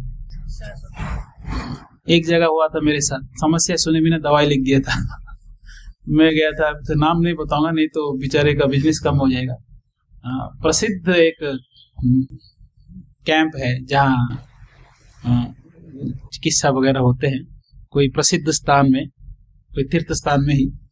तो वहां हम गए तो कुछ, मैं तो चेक करने गया था कि यहाँ मेडिसिन ठीक हो जाए तो बढ़िया है। तो मैं जैसे ही चालू किया बोलना, मैं बोला भी नहीं पूरा भी, बात उठाते ही सीधा दर दर दर दर मेडिसिन, 15 प्रकार के मेडिसिन लिख के ये लो। मैं बोला आप सुने ही नहीं तो क्या मेडिसिन दे दिया आपने। तो नए नए डॉक्टर भी थे साथ में, सब सीख रहे थे, और वो दवाई भी शायद फ्री में था। तो दवाई ले तो लिए पर एक भी हम उसमें खाए नहीं। बोला क्या खाएंगे, वो सुनेगा तब तो कुछ उसको पता चलेगा क्या प्रॉब्लम है। अगर सुने बिना अगर दवाई दिए तो आप जैसे नहीं लेंगे, वैसे ही आप अगर बिना अपने समस्याओं के जाने आपको अगर कोई मेडिसिन बिना प्रॉब्लम बताए मेडिसिन देंगे तो आप क्या गंभीरता से लेंगे। इसलिए हम बताते अनर्थ क्या है, ये सारे चीजों के बारे में, कैसे वैष्णव सदाचार होना चाहिए, व्यवहार क्या है, कैसे आचरण होना चाहिए, कैसे क्या होना चाहिए, कैसे विचार होनी चाहिए, इन सब में ज्यादा समय बिताते। क्योंकि ये एक बार जब व्यक्ति थोड़ा बहुत माइंड सेट होता है ना उसका भक्ति में, तो उसको पता पहला अनुभव क्या होता है, सबसे बेकार आदमी मैं ही हूँ। भक्ति में प्रगति का पहला लक्षण क्या है, उसको ये पता चल जाता है कि मेरे से गया गुजरा कोई है ही नहीं। वो सारे चीजें दिखते हैं उसको, मेरे अंदर ये अनर्थ है, मेरे अंदर ये गलतियां हैं। और इसीलिए देखो भक्त बनने के बाद जो नम्रता आती है वो भौतिकवादी में नम्रता नहीं दिखती है। क्यों? क्योंकि भौतिकवादी अपनी गलतियों को देख ही नहीं पाता है, भक्त देखता है, इसलिए हमेशा झुक के रहता है। फलों से भरा हुआ पेड़ हमेशा झुका हुआ रहता है, नहीं तो ऐसे खड़ा रहा सीना ठान के। इसलिए अनर्थों के बारे में चर्चा बहुत आवश्यक है, सिद्धांतों के बारे में चर्चा बहुत आवश्यक है, अपने स्थिति के बारे में चर्चा करना बहुत आवश्यक है। इसलिए पहले डॉक्टर जैसे ही जाएंगे पहले कहाँ भेजता है, जाओ चेक करो, ब्लड टेस्ट कराओ, ये कराओ वो कराओ, एक्सरे कराओ, सब भेजता है कि नहीं, रिपोर्ट लेके आओ। रिपोर्ट लेके आके फिर बोलते हैं आपका स्थिति गंभीर है, आपका कोलेस्ट्रॉल बढ़ा हुआ है, आपका बीपी बढ़ा हुआ है, आपका शुगर बढ़ा हुआ है। उसके बाद फिर दवाई लेता है तो बड़े प्रेम से हम उसको ग्रहण करते हैं। इतना टाइम पे तो प्रसाद भी नहीं लेते होंगे जितना टाइम पे हम मेडिसिन लेते हैं, दवाई लेते हैं। टाइम पे जप नहीं होता होगा पर मेडिसिन टाइम पे लेना कंपलसरी है, क्योंकि अभी डर हो गया। तो इसलिए ऐसे स्तुति करना चाहिए। कुंती महारानी स्तुति करते हैं, खैर वो तो दिव्य स्तर में है, वो स्तुति बहुत बढ़िया करते हैं। ऐसे भगवान अनेक दिव्य लीलाएं करके अपना प्रेम प्रकट करते हैं। भीष्म पितामह के जीवन में हम देखते हैं, उसके बाद तुरंत भीष्म स्तुति आता है। उत्तरा के गर्भ में भगवान बचाते परीक्षित महाराज को, वहां भी प्रेम दिखाते हैं। गर्भ के अंदर जाकर ब्रह्मास्त्र के प्रकोप से बचाते हैं, वहां उत्तरा तो प्रार्थना करते हैं, पाहि पाहि महायोगिन देव देव जगतपते नान्यम तद अभयम पश्य यत्र मृत्यु परस्पर। मृत्यु से आप ही बचा सकते हैं, क्योंकि और किसी के बस की बात नहीं है। आप महायोगी है, महायोगी यानी छोटे मोटे योगी सूक्ष्म बन जाते हैं, कभी स्थूल बन जाते हैं, बड़े से बड़े अनुरणीयान, और छोटे से छोटे बड़े से बड़े भी बन सकते हैं। तो भगवान आप महायोगी है, गर्भ के अंदर प्रवेश करके ब्रह्मास्त्र से बचाना हमारे जो पांडव है इनकी बस की बात भी नहीं है, इसलिए आप बचाइए। तो भगवान सीधा गर्भ के अंदर जाते हैं और बचाते हैं परीक्षित महाराज जी को। कितना प्रेम है। एक महाराज जी कथा करते करते ये प्रसंग बोलते हुए रो रहे थे हमारे परम पूज्य राधा गोविंद गोस्वामी महाराज जी। क्या प्रसंग था? यही प्रसंग कि भगवान कैसे गर्भ के अंदर जाके परीक्षित को रक्षा की। तो महाराज जी कह रहे थे कि वो सुदर्शन भी घुमा रहे थे, गदा भी घुमा रहे थे, भगवान बड़े व्याकुल होकर घुमा रहे थे। तो क्यों दो क्यों, एक से तो काम हो जाता। बोलते हैं कि जैसे पिताजी अपने बच्चे बीमार होने पे बहुत व्याकुल हो जाते हैं, जो डॉक्टर जो बोला वो सब करते हैं, जो काम जितना भी करना पड़े करते हैं, जितना भी धन खर्चा करना पड़े करते हैं। वैसे भगवान अपने भक्त परीक्षित को बचाने के लिए इतने व्याकुल हो गए, उनको भी अपने अस्त्रों पे विश्वास नहीं हुआ कि सुदर्शन नहीं बचाया तो क्या होगा, इसलिए गदा भी साथ में घुमाना जरूरी है। गदा फेल हुआ तो सुदर्शन फेल हुआ तो गदा। अपने ये अस्त्र, दिव्य अस्त्र इतने पावरफुल है, भगवान के समान शक्तिशाली अस्त्र है। क्यों संशय हो गया? क्योंकि उनका व्याकुल था, इतने व्याकुल थे वो, इतने व्याकुल थे। जैसे कि कई बार बीमार पड़ते हैं, कोई सजेस्ट करता है कि आयुर्वेद में जाओ, पर पिता इतना व्याकुल हो जाते हैं, आयुर्वेद कब ठीक करेगा पता नहीं, पहले एलोपैथी में चले जाते हैं। इमरजेंसी में है, बच तो जाए, बाद में देखेंगे, धीरे धीरे ट्रीटमेंट करते रहेंगे। तो इस प्रकार से भगवान व्याकुलता, भक्तों को बचाने के लिए जो उनके अंदर प्रेम और व्याकुलता है, वही चीज को भक्त स्मरण करते करते रोते हैं। इतना प्रेम कौन करता है? इतना प्रेम अपने इस संसार में कहीं नहीं देख पाते जितना प्रेम भगवान दिखाते हैं हमारे प्रति। और वो प्रेम तो दिखाते हैं, पर वो प्रेम के बदले हमको जितना प्रेम करना चाहिए हम उतना नहीं कर पाते, क्योंकि हम जीव है, सूक्ष्म है। इतना प्रेम कर नहीं पाते जितना भगवान प्रेम देना चाहते हैं या दे रहे हैं। और भीष्म पितामह के जीवन में देखिए, भीष्म पितामह के ऐसे अद्भुत कैरेक्टर है महाभारत में, कॉन्ट्राडिक्टरी भी है, हाँ, बहुत आश्चर्यजनक, एस्टोनिशिंग भी है। क्योंकि भीष्म पितामह महाजनों में एक नाम उनका आता है, महाजन है ना, जितने हमारे 12 महाजन, 12 महाजन, उन महाजनों में एक नाम आता है भीष्म पितामह का नाम आता है। तो महाजन इतने बड़े भक्त थे, जहां सुखदेव गोस्वामी, जहां महादेव जी, बलि महाराज, प्रहलाद, ऐसे भक्तों का नाम जहां आ रहा है, वहां भीष्म का नाम आ रहा है, जो भीष्म 400 साल जिए थे, जन्म लिए संसार में, देह त्याग कर लिए, उनका महाजनों में नाम, लिस्ट में नाम दिया गया। और वो भीष्म पितामह जीवन भर नारद मुनि की तरह कोई बीणा बजा के ना भक्ति का प्रचार कर रहे थे, ना प्रहलाद की तरह नरसिंह भगवान का दर्शन कर रहे थे, ना ऐसा कुछ दिव्य लीलाएं उनके जीवन में देखा गया कि उनको महाजन में क्यों गिनती किया गया। अरे वो तो कौरवों का साथ दिए, अन्याय होने पर भी चुपचाप देखते रहे, फिर भी उनको महाजन क्यों कहा गया। ये साधारण लोगों को पता नहीं चलता, इसलिए लोग भीष्म को ज्यादा स्नेह नहीं कर पाते, पर भीष्म पितामह ही ये कर सकते थे। भगवान ने उनको जानबूझकर कौरवों के साइड में रखे। अगर भीष्म कौरवों के साइड नहीं होते, दुर्योधन कभी नहीं बोलते कि हमको युद्ध करना है। कभी बोलते वो युद्ध करना है तो हिम्मत ही नहीं करते। उनका सारा धैर्य, सारा साहस, बल कौन थे? भीष्म पितामह थे। और ऐसे अद्भुत कैरेक्टर उन्होंने, ऐसे चरित्र निभाए कि कौरवों के पक्ष में रहकर, राज सिंहासन पे बैठकर भी, राजनीति करके भी, वो व्यक्ति बिल्कुल संसार से विरक्त थे, कृष्ण के परम भक्त थे। और इतने बड़े भक्त होने पर कृष्ण सामने हैं, पर बाकी भक्तों की तरह वो मिलना, ये सब चीजें नहीं करते थे। कितना कष्ट होता होगा कृष्ण के विरह में उनको। ऐसे महान भक्त हृदय में कृष्ण कृष्ण कृष्ण कृष्ण ही है उनके हृदय में, और कुछ नहीं। भगवान ने जो सेवा दिया है वो सेवा वो कर रहे हैं, और अधर्म को सहन इसलिए कर रहे थे क्योंकि जितना ज्यादा ये कौरव अधर्म करेंगे उतना जल्दी इनका विनाश हो जाएगा। और क्योंकि उन्होंने वचन दिए थे, प्रतिज्ञा लिए थे कि जो भी इस राजगद्दी में बैठेगा उसका रक्षा का जिम्मेदारी मेरे, इसलिए वहां चुपचाप बैठे थे। इतने बड़े भक्त, इतना प्रेम कृष्ण के प्रति, पर वो बाकी भक्तों की तरह लीलाओं में भाग नहीं ले सकते, ज्यादा भक्ति भाव नहीं दिखा रहे थे। तो फिर वो भक्त है करके संसार को कैसे पता चलेगा? सबको पता होना चाहिए कि भीष्म कितने बड़े वैष्णव है। तो भगवान ने कौन सा लीला किए? अंतिम लीला। भीष्म पितामह तीर की सैया में लेटे हैं, और इतने तीर उनके शरीर में लगे थे, तो कहते हैं कि एक तीर और जाने के लिए भी जगह नहीं था, सारे के सारा खून निकल गया। जितना ये दुर्योधन कह रहा था ना कि मेरे अन्न, आप लोग हमारे अन्न खा रहे हो और किसका हेल्प कर रहे हो, पांडवों के प्रति प्रेम दिखा रहे हैं, ये जो वाक्य कहा था, भीष्म पितामह जो है उसके अन्न का खून से शरीर नहीं छोड़े, वो लेट गए तीर सैया में, इच्छा मृत्यु है, सारा के सारा खून बह गया। भीष्म पितामह मृत्यु होगा नहीं क्योंकि इच्छा मृत्यु है, बोलते दुर्योधन का अन्न का सारा खून निकल गया अभी। पर वो प्रतीक्षा किसका कर रहे थे? उत्तरायण का या भगवान का? हाँ, भगवान का वो प्रतीक्षा कर रहे थे। जब यहाँ सब लीला हो गया, भगवान सब उनको सेटल कर दिए, सब कर दिए, युधिष्ठिर बार बार रो रहा था। क्या रो रहे थे? युधिष्ठिर महाराज क्या बोल रहे थे कि नहीं नहीं, मेरे वजह से सब लोग मर गए, मैं इसका कारण हूँ, मैं इसका कारण हूँ, मैं लोभी हूँ, राज्य के लिए सबको मार दिया।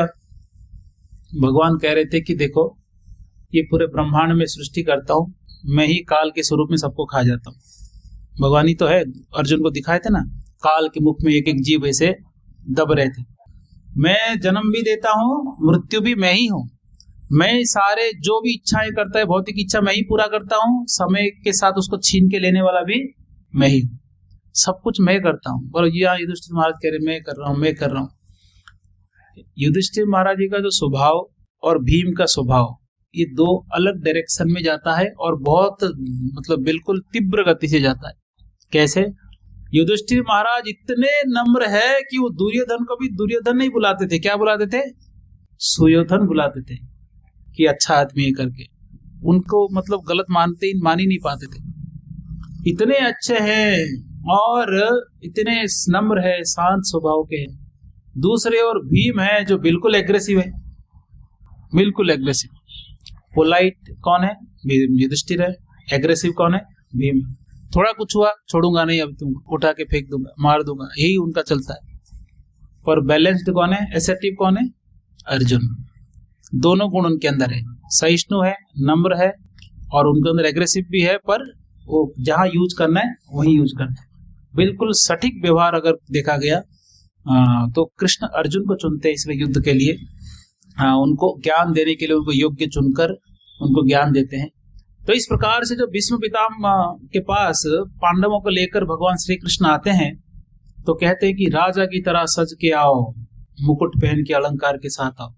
तो अलंकार के साथ आते हैं और आते ही भीष्म पितामह देखते हैं, कहते वाह, प्रसन्न हो जाते हैं।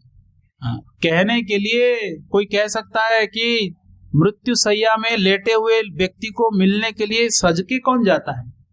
अगर आपको पता चला कोई आईसीयू में है, अब जाने वाला है, तो आप सज के जाएंगे जैसे शादियों में जाते? नहीं, जैसे वैसे उठ के चले जाएंगे, देखना यार क्या हो गया। तो अभी वो मृत्यु की सैया में है, अब मृत्यु होने वाला है, फिर भी वो ऐसे राजा के रूप में आते हैं, क्योंकि वो भगवान उनके हृदय को जानते थे कि भीष्म पितामह के हृदय में क्या है, कि वो पांडवों को राजा के रूप में देखना चाहते हैं, इसलिए अभी तक वो जीवित है संसार में। जैसे ही पांडवों के राजा की तरह देखते हैं, प्रसन्न होते हैं, भगवान का स्तुति करते हुए भगवान के धाम में चले जाते।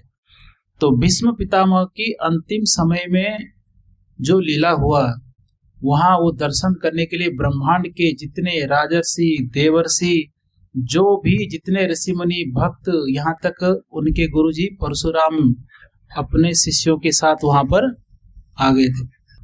इतने सारे भक्त एकत्रित हो गए, उससे पूरे ब्रह्मांड को क्या खबर पहुंचा कि भीष्म पितामह कोई साधारण जीव नहीं थे। ये कोई साधारण जीव नहीं, ये भगवान की उच्च कोटि की वैष्णव है, महाजन है।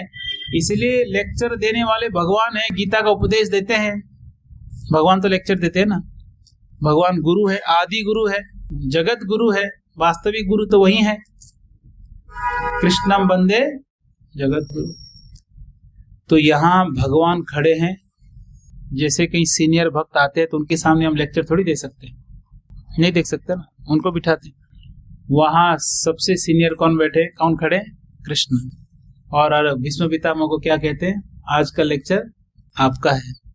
तो खूब युधिष्ठिर महाराज जी को उपदेश देते हैं। भागवत में तो बहुत शॉर्ट में दिया गया है, इसलिए क्योंकि भागवत को बड़ा नहीं करना था, टाइम नहीं था इतना, इसलिए वहां भीष्म महाभारत में मिलेगा आपको भीष्म पितामह कितने उपदेश देते हैं युधिष्ठिर महाराज जी को। फिर अंत में कृष्ण की स्तुति करते हुए देह त्याग करते। तो ये कृष्ण का प्रेम, और उस प्रेम को स्मरण करते हुए कहते हैं कि हे भगवान, मेरा जो मति है, मति रूपी मेरा जो कन्या है, मेरा बेटी है, उससे मैं आपको अर्पण करना चाहता हूँ।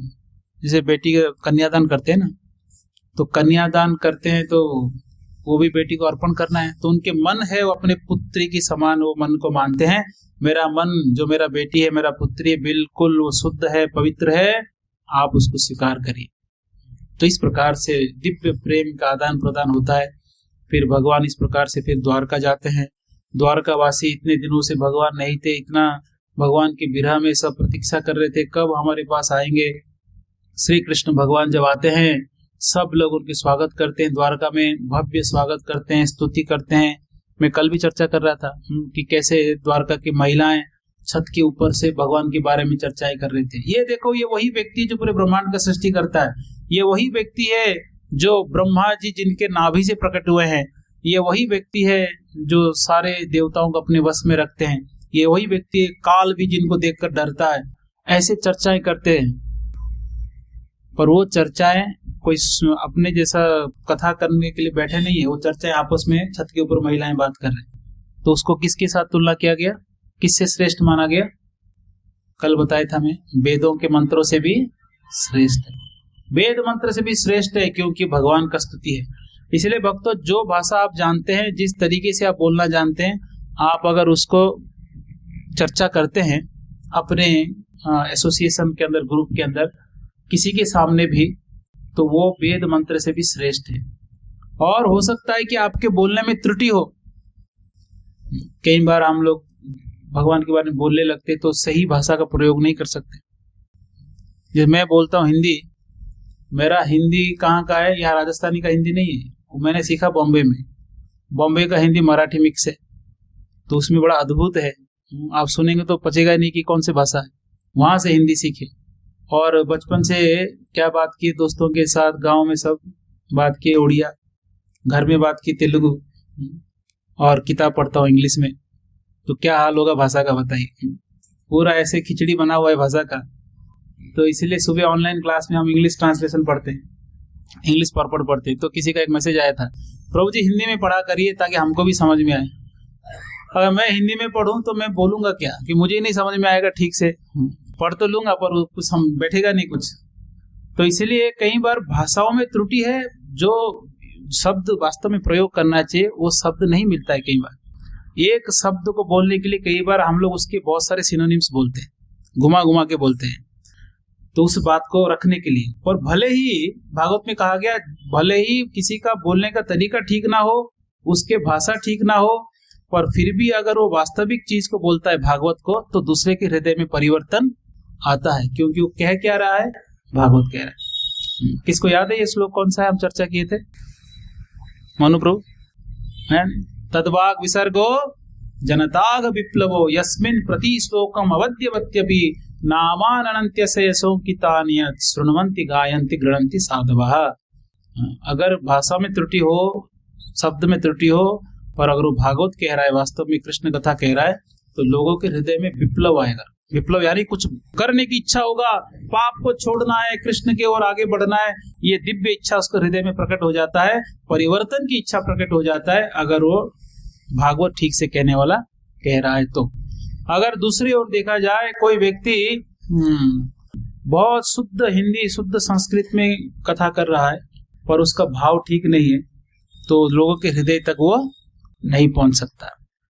उसमें भले ग्रामेटिकल मिस्टेक ना हो, एरर ना हो, पर फिर भी अगर उसकी भावना ठीक नहीं है, वो शुद्ध भाषा में बोलते हुए भी लोगों को परिवर्तन नहीं कर सकता। हमारे एक बॉम्बे में एक व्यक्ति आए थे कथा करने के लिए, तो संस्कृत के बड़े विद्वान हैं, सारे आचार्यों का टीका सब पढ़ चुके हैं, और वो हिंदी और संस्कृत, और विदेश में भी पढ़ के आए थे, तो अंग्रेजी भी बढ़िया था उनका।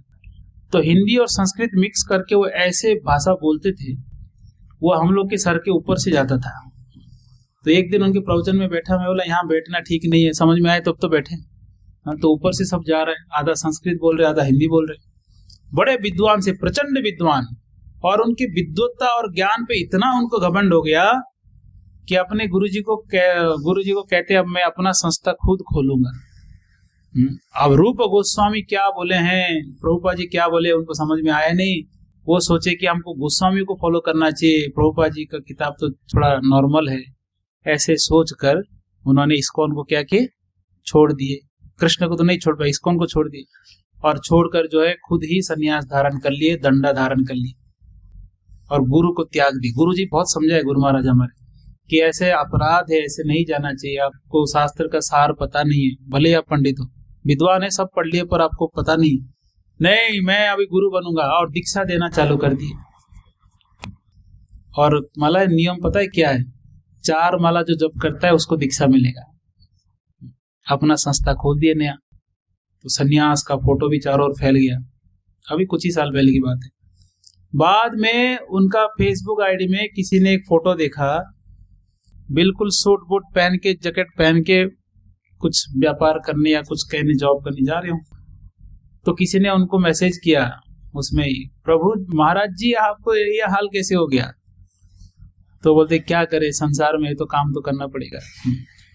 वो गुरु को जो त्यागता है उसकी दशा ये होता है। गुरु को त्याग के वो सोच रहा था पंडित बन जाऊं, श्रेष्ठ बन जाऊं, शास्त्रों को मैं समझ गया, प्रभुपाद जी क्या लिखे हैं उससे बढ़कर हम बोलेंगे।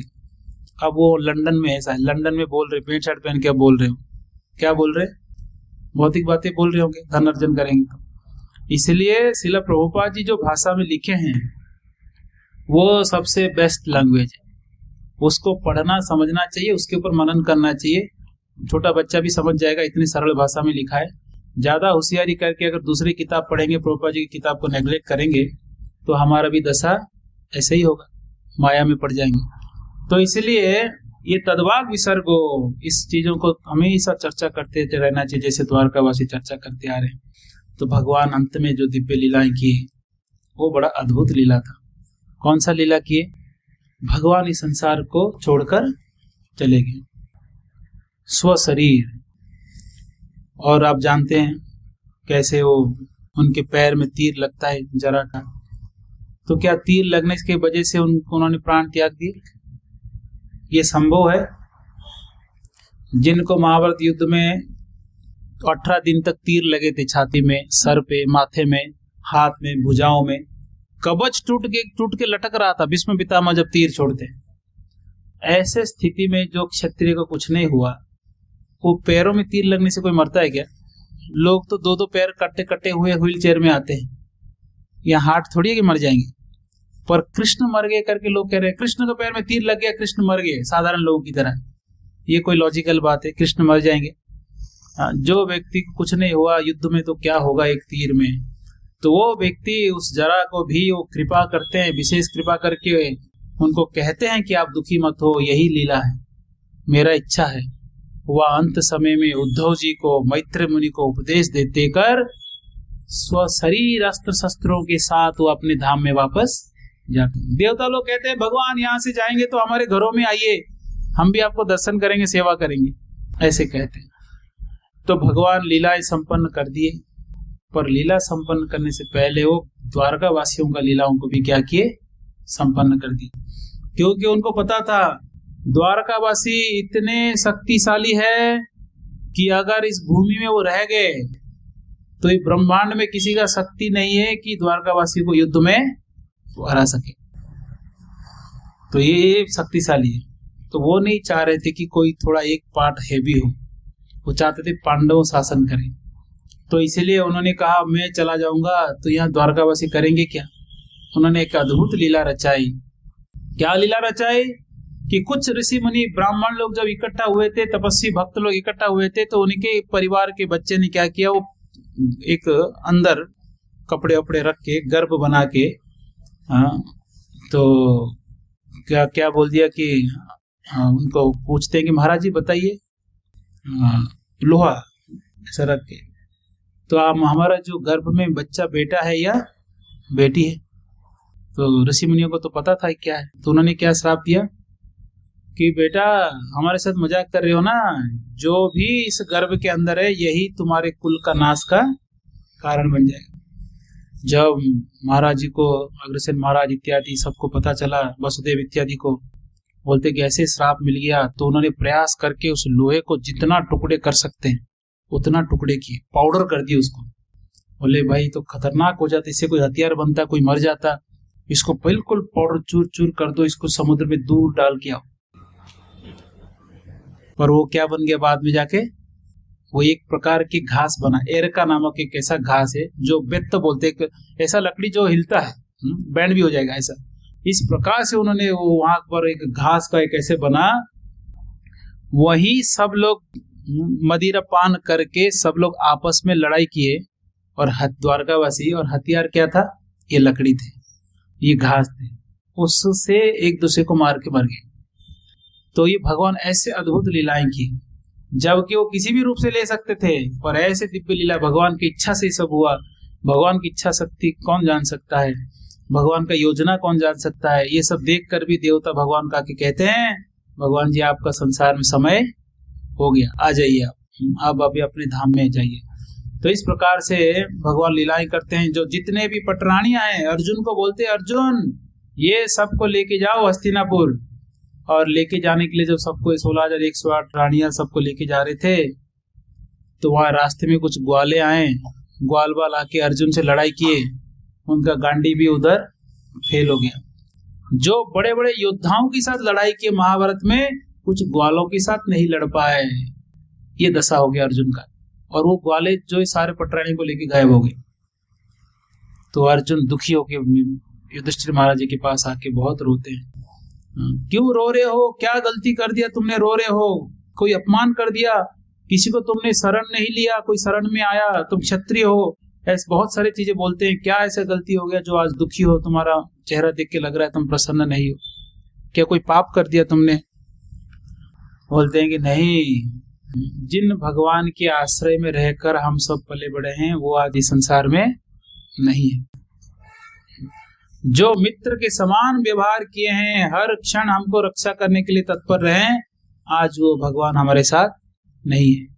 ये बोल बोल कर अर्जुन रो रहे थे, कह रहे थे कि सारी चीजें याद करते हैं, याद करते, देखो कैसे भगवान हमको अलग अलग दुविधा से, अलग अलग कष्ट से हमको उद्धार करके आए, और मैं इतने बड़े महायुद्ध में अगर मैं जीत पाया, मैं युद्ध कर पाया, तो ये केवल कृष्ण का ही कृपा है। और ये देखा मैंने, जिस गांडीव से मैंने पूरे महाभारत में लोगों को डरा दिया था, उसी गांडीव के साथ भी एक ग्वाल बालों से मेरा परास्त में हो गया, पटरानियां सब चले गई। ऐसे रो रहे थे, तो सब चीज को स्मरण कर रहे थे।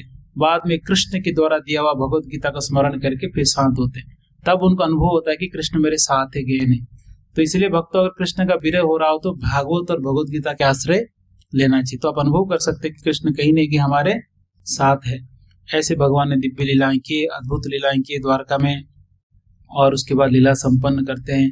भागवत का प्राकट्य होता है, परीक्षित महाराज जी को रक्षा करते हैं, जन्म के पहले गर्भ में भी परीक्षित को दर्शन देते हैं, और अंत समय में, मृत्यु के समय में भी भगवान दर्शन देते हैं। किस रूप में? भागवत के रूप में। साक्षात भगवान ही तो है। शुरू में चतुर्भुज विष्णु के रूप में दर्शन देते हैं, अंत में भागवत के रूप में दर्शन देते हैं। इतने भाग्यशाली परीक्षित थे जो सुजन्म के पहले भगवान का दर्शन कर लिए और अंत में भी भगवान का दर्शन कर लिए। अद्भुत परीक्षित महाराज है, अद्भुत है। जीवन भर भगवान कृष्ण की भक्ति ही करते रहे और कुछ नहीं। इतने बड़े राजा थे, पूरे विश्व को संभाल रहे थे, फिर भी उनका मन कृष्ण में था और वो व्यस्त रहते थे कृष्ण लीलाओं को दर्शन करना, कृष्ण का चिंतन करना, स्मरण करना, कृष्ण के बारे में ड्रामा इत्यादि करना, नाटक करना, कृष्ण के बारे में शास्त्र अध्ययन करना, कृष्ण के बारे में बोलना, इन्हीं कामों में लगे रहते थे। फिर भी पूरे धरती में शांति था, क्योंकि राजा परीक्षित है, योग्य राजा बहुत आवश्यक है। यही प्रसंग में आज पढ़ रहा था तृतीय स्कंद में, मनु महाराज जी को यही कह रहे थे ब्रह्मा जी। आप लोग पास टाइम है थोड़ा और?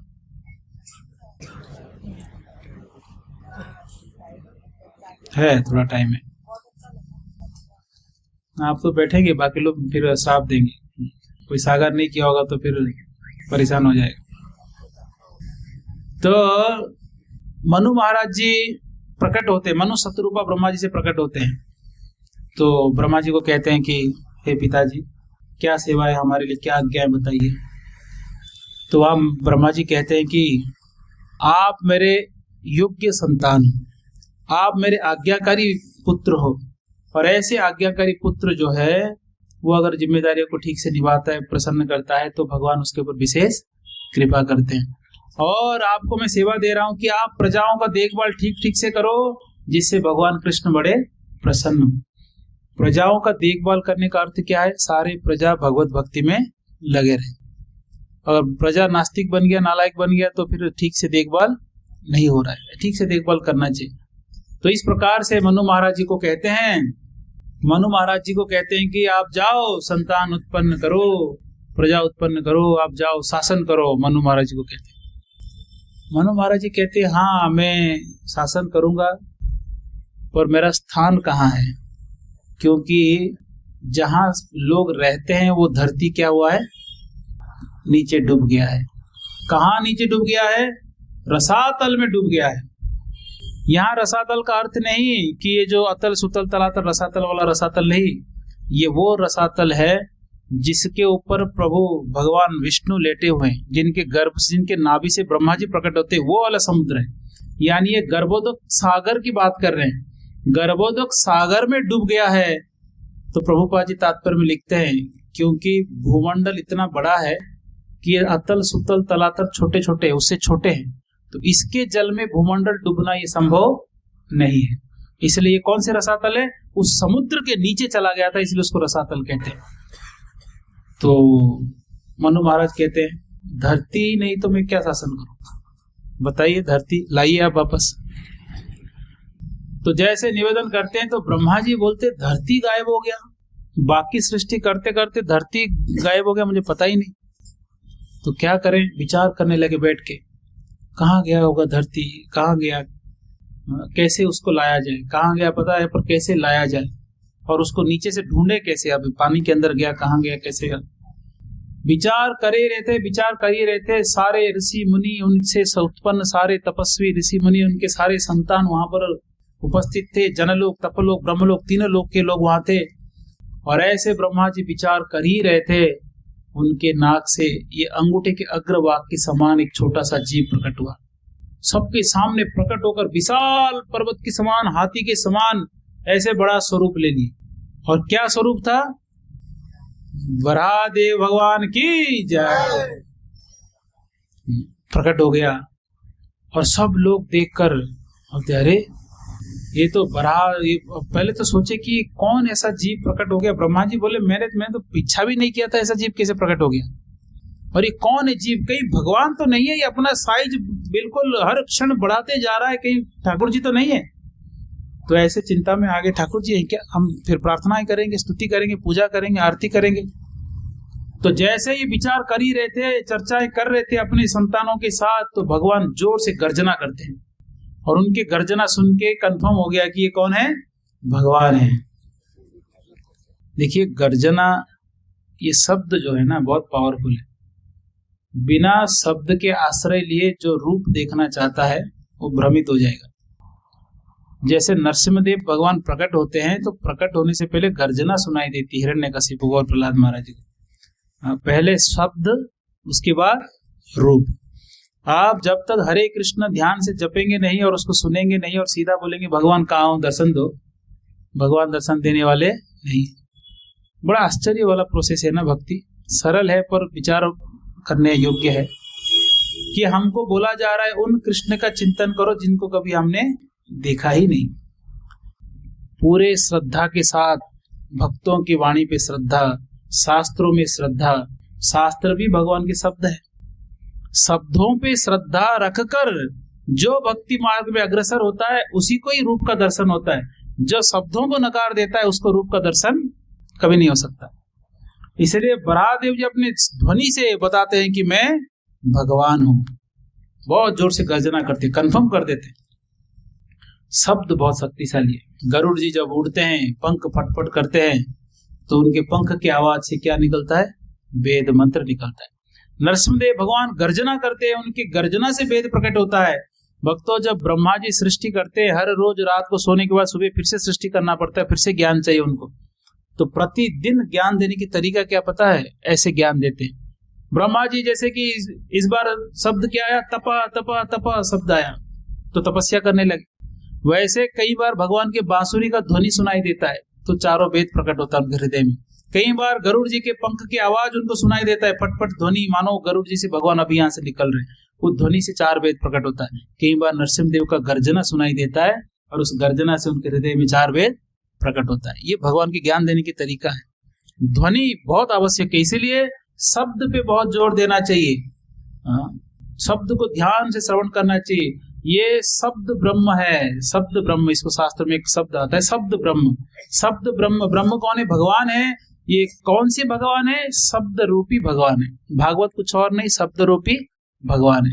इसलिए जो भगवान शब्द के रूप में आ रहे हैं उसको स्वागत किए बिना आप सीधा बोलेंगे भगवान आप रूप में सामने आ जाओ, तो भगवान उसको दर्शन नहीं देंगे। शब्द पे पहले भरोसा करना पड़ेगा। तो इस प्रकार से जैसे ही बराहदेव गर्जना करते हैं बड़े जोर से, उनके गर्जना सुनकर सब लोग कंफर्म हो गया सबको कि भाई यही भगवान है। तो सब लोग स्तुति करने लगते हैं भगवान को। भगवान बिल्कुल ऐसे क्रोध में थे क्योंकि अब उनको क्या करना है? तेजस्वी लग रहे थे बिल्कुल। सुकर रूप केशव ध्रुत सुकर रूप जय जगदीश हरे। सुकर रूप यानी बराहदेव। या ये जो सुअर घूमते वाला सुअर नहीं, कौन से जंगल में जो रहते हैं सुकर, जिनका तो दांत होता है ना, वो वाले सुकर। बड़ा भयंकर स्वरूप था और इतना बड़ा स्वरूप लेकर देखते हैं, ब्रह्मा जी को देखते हैं, समझ जाते हैं समस्या क्या है, अब इनको धरती खोज के निकालना है। तो वहां आकाश मार्ग में ऐसे घूमते हैं, बिल्कुल पूंछ हिलाते हुए आकाश मार्ग में विचरण करते हैं। कोई कहेगा अरे ये तो सुअर है, साधारण सुअर कभी इतना बड़ा रूप लेता है क्या? ब्रह्मलोक में पर्वत की समान कोई विशाल सुअर है क्या इस संसार में? कोई नहीं है। वो तो भगवान है, दिव्य स्वरूप में आए। यहाँ के जो जीव है वो तो जड़ शरीर में है, पंचमहाभूत से बना हुआ शरीर में। भगवान दिव्य स्वरूप में विस्तार करे जा रहे हैं, अंगूठे की तरह प्रकट होते हैं और पर्वत की समान वो दर्शन देते हैं, और पूंछ हिलाते हुए यहाँ वहां आकाश मार्ग में घूम के और बड़े तेजी से वो सीधा कहाँ छलांग लगाते हैं? गर्भोदक सागर में। और वो छलांग इतने जोर से लगाते हैं और समुद्र दो टुकड़ा हो गया, इतने जोर से दो लहरें निकलते हैं मानो, और इतना ध्वनि, इतना शब्द तेज आया कि मानो समुद्र कह रहा है कि मत मारो मत मारो मत मारो मुझे, मत दो टुकड़ा मत करो। भगवान तो कुछ भी कर सकते हैं, हम पानी को दो टुकड़ा नहीं कर सकते, पर भगवान कर सकते हैं। वो प्रार्थना कर रहे थे कि बचाओ मुझे, और भगवान सीधा जाते अंदर, तेजी से जाकर भूमंडल को क्या करते हैं? अपने दांतों में रखकर ऊपर आते हैं। और ऊपर आते हैं तो सारे देवता प्रसन्न होकर स्तुति करते हैं, और भगवान उनको पानी में तैराते ऊपर, इस पूरे ब्रह्मांड को, भूमंडल को। तो ये भगवान बराहदेव जी है। और बराहदेव जी का लीला क्या हुआ आगे? तो उन्होंने हिरण्यक्ष के नामक एक बड़े भयंकर असुर को उन्होंने क्या किया? मार डाले। भयंकर युद्ध हुआ, और उस युद्ध में बहुत देर तक लड़ाई चलता रहा, और आखिरी में देवताओं के निवेदन से भगवान उसको मार दिए। ये लीला कौन कह दिए? मैत्रेय मुनि विदुर जी को ये लीला कह दिए, या सुखदेव गोस्वामी परीक्षित महाराज जी को ये लीला कह दिए। अब लीला हो गया, लीला तो बता दी, बराहदेव हो गया। इसमें एक बराह नहीं, दो बराह की चर्चा हुआ है। अलग अलग मनवंतर में अलग अलग बराह, अलग अलग अवतार भगवान लेते हैं। एक मनु के बदलने से पूरे देवता चेंज होते हैं, इंद्र चंद्र वरुण सब सारे चेंज हो जाते हैं। मानो सरकार बदलती है ना, पूरा मिनिस्ट्री चेंज हो जाता है कि नहीं? वैसे भगवान की गवर्नमेंट कितने साल में चेंज होता है? हमारा यहाँ भारत सरकार 5 साल में सरकार बदलते हैं, और ये यूनिवर्स का गवर्नमेंट जो भगवान का, उसमें कितने साल में बदलते हैं? नीरज को कितने साल बदलते हैं? हाँ, एक मनवंतर कितने साल में चेंज होते हैं? एक मनु सहस्र 12 घंटा, 14 मनु, 71 दिव्य युग, यानी 71 चतुर्युग, सत्य त्रेता द्वापर कली, ऐसे 71 टाइम्स जब चला जाता है बिना इलेक्शन का सरकार चेंज होता है, क्योंकि भगवान सिलेक्ट करते हैं। यहाँ इलेक्शन नहीं होता है, और इलेक्शन होगा तो फिर जो राजा वही राजा रहेगा कंटिन्यू। तो इसलिए भगवान सिलेक्ट करते हैं कौन मनु बनना चाहिए, कौन यहाँ पर इंद्र बनना चाहिए। तो सब इंद्र का नाम है, मनु के नाम है, और सारे देवताओं का नाम होते हैं, वो सब पढ़ सकते हैं। और आप लोग कभी अगर इंद्र चंद्र वरुण इत्यादि बनना हो तो आप भी कठोर तपस्या कर सकते हैं। 100 अश्वमेध यज्ञ करो, और अलग अलग तपस्या, 100 जन्म तक वर्णाश्रम धर्म के पालन करो। और अगले जन्म में अगले जो हमारे इंद्र है वो कौन बनने वाले हैं, वो भी वर्णन है। बलि महाराज बनेंगे अगले बार के इंद्र। अगले बार के व्यासदेव कौन बनने वाले हैं? अश्वत्थामा बनेंगे अगले बार के, व्यासदेव बनेंगे अगले कलयुग में, जो व्यासदेव बनेंगे। ऐसे सब भगवान की योजना रहता है। तो एक मनु बदलने से पूरा सृष्टि के सारे नेताएं सब बदल जाते हैं, सब नेताएं बदल जाते हैं। तो पहले भगवान ब्रह्मा जी उठने के बाद जो पहले मनु थे, उनके नाम क्या था? स्वयंभुव मनु। उस मनु के समय वो मनु पूछे थे, स्वयंभू मनु पूछे थे कि भूमंडल कहाँ है। उस भूमंडल को बचाने के लिए जो बराहदेव जी आए, उनका रंग सफेद था, इसलिए उसको श्वेत वराह कल्प भी इसको कहते हैं। इस कल्प को शुरू में ही, सृष्टि के प्रारंभ में ही भगवान सफेद सुकर बन के आए थे। पर हिरण्याक्ष को मारने वाले जो बराहदेव थे वो लाल कलर के थे। वो कौन से मनु के हुए? चाक्षुष मनु के लीला के समय हुए। तो इसलिए दो मनु के समय के दो लीलाओं को मैत्रेय मुनि विदुर जी को एक करके बताते हैं कि बराहदेव जी प्रकट हुए और धरती को उठाए, हिरण्यकश को मार दिए। वो दो अलग अलग बोल नहीं रहे, बोल तो दिए, लीला एक साथ में बोल दी। तब विदुर जी बोलते हैं कि बस इतना सुन के मैं संतुष्ट नहीं हूं, मुझे और सुनना है। मुझे आप बताइए कि मुझे और सुनना है, मैं जिज्ञासु हूँ, मेरा तीव्र इच्छा है श्रवण करने के लिए। जो भक्त तीव्र इच्छा करते हैं उनको ज्ञान देना बहुत आवश्यक है। जैसे आज सुबह ऑनलाइन जूम क्लास हमारा होता है, सुबह 8:30 बजे आप लोग को भी रिक्वेस्ट है ऑनलाइन जूम ज्वाइन करिए। एक लिंक आता है ग्रुप में, सब देखते ही होंगे, उसको क्लिक कर दीजिए। जूम एप्लीकेशन डाउनलोड करिए, उसको क्लिक करिए 8:30 बजे, तो आपका जूम चालू हो जाएगा। अगर आप कहीं काम काज में कुकिंग कर रहे हैं कि ड्राइविंग कर रहे हैं, वीडियो बंद कर दीजिए, अपना ऑडियो बंद कर दीजिए और सुनते रहिए कथा, है ना। अगर नहीं खाली बैठे हैं तो उसको वीडियो ऑन करके भी सामने बैठ सकते, कम से कम कथा सुनने को तो मिलेगा। तो आज सुबह 1 घंटे का क्लास होता है जनरली, पर आज इतने प्रश्न आए, कितने हो गए, 2 घंटा हो गया, 8:30 से 11 बजे तक लगभग, है ना, 11 बजे तक चलो। तो इसलिए यहाँ कहते हैं, विदुर जी कहते हैं कि अगर श्रवण करने वाले, सुनने की इच्छा रखने वाले भक्त अगर बैठे हैं तो श्रोता को सत्संग करना चाहिए। आप बोलिए, मुझे आप बताइए और लीलाएं बताइए, डिटेल में बताइए। आप ऐसे शॉर्टकट में बता दिए कि सब हो गया, बराहदेव आए मार दिए। क्यों मारे, क्यों लड़ाई हुआ हिरण्यकश से, कौन था वो, क्या गलती किया वो बताइए। तो मैत्रेय मुनि बोलते हैं ठीक है, ये मैं बताऊंगा, ध्यान से सुनो।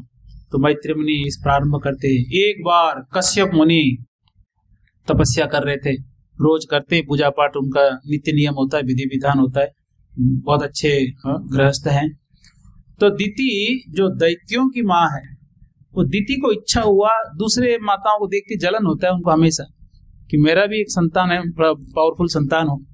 तो उन्होंने काम वासना के प्रभाव से संध्या के समय कश्यप मुनि के पास पूजा पाठ करने की, गायत्री का समय है, उस समय क्या कह रहे हैं कि मुझे आपसे संग करना है, मेरा इच्छाओं को पूरा करो, मेरे इस भौतिक इच्छा को आप पूरा करो।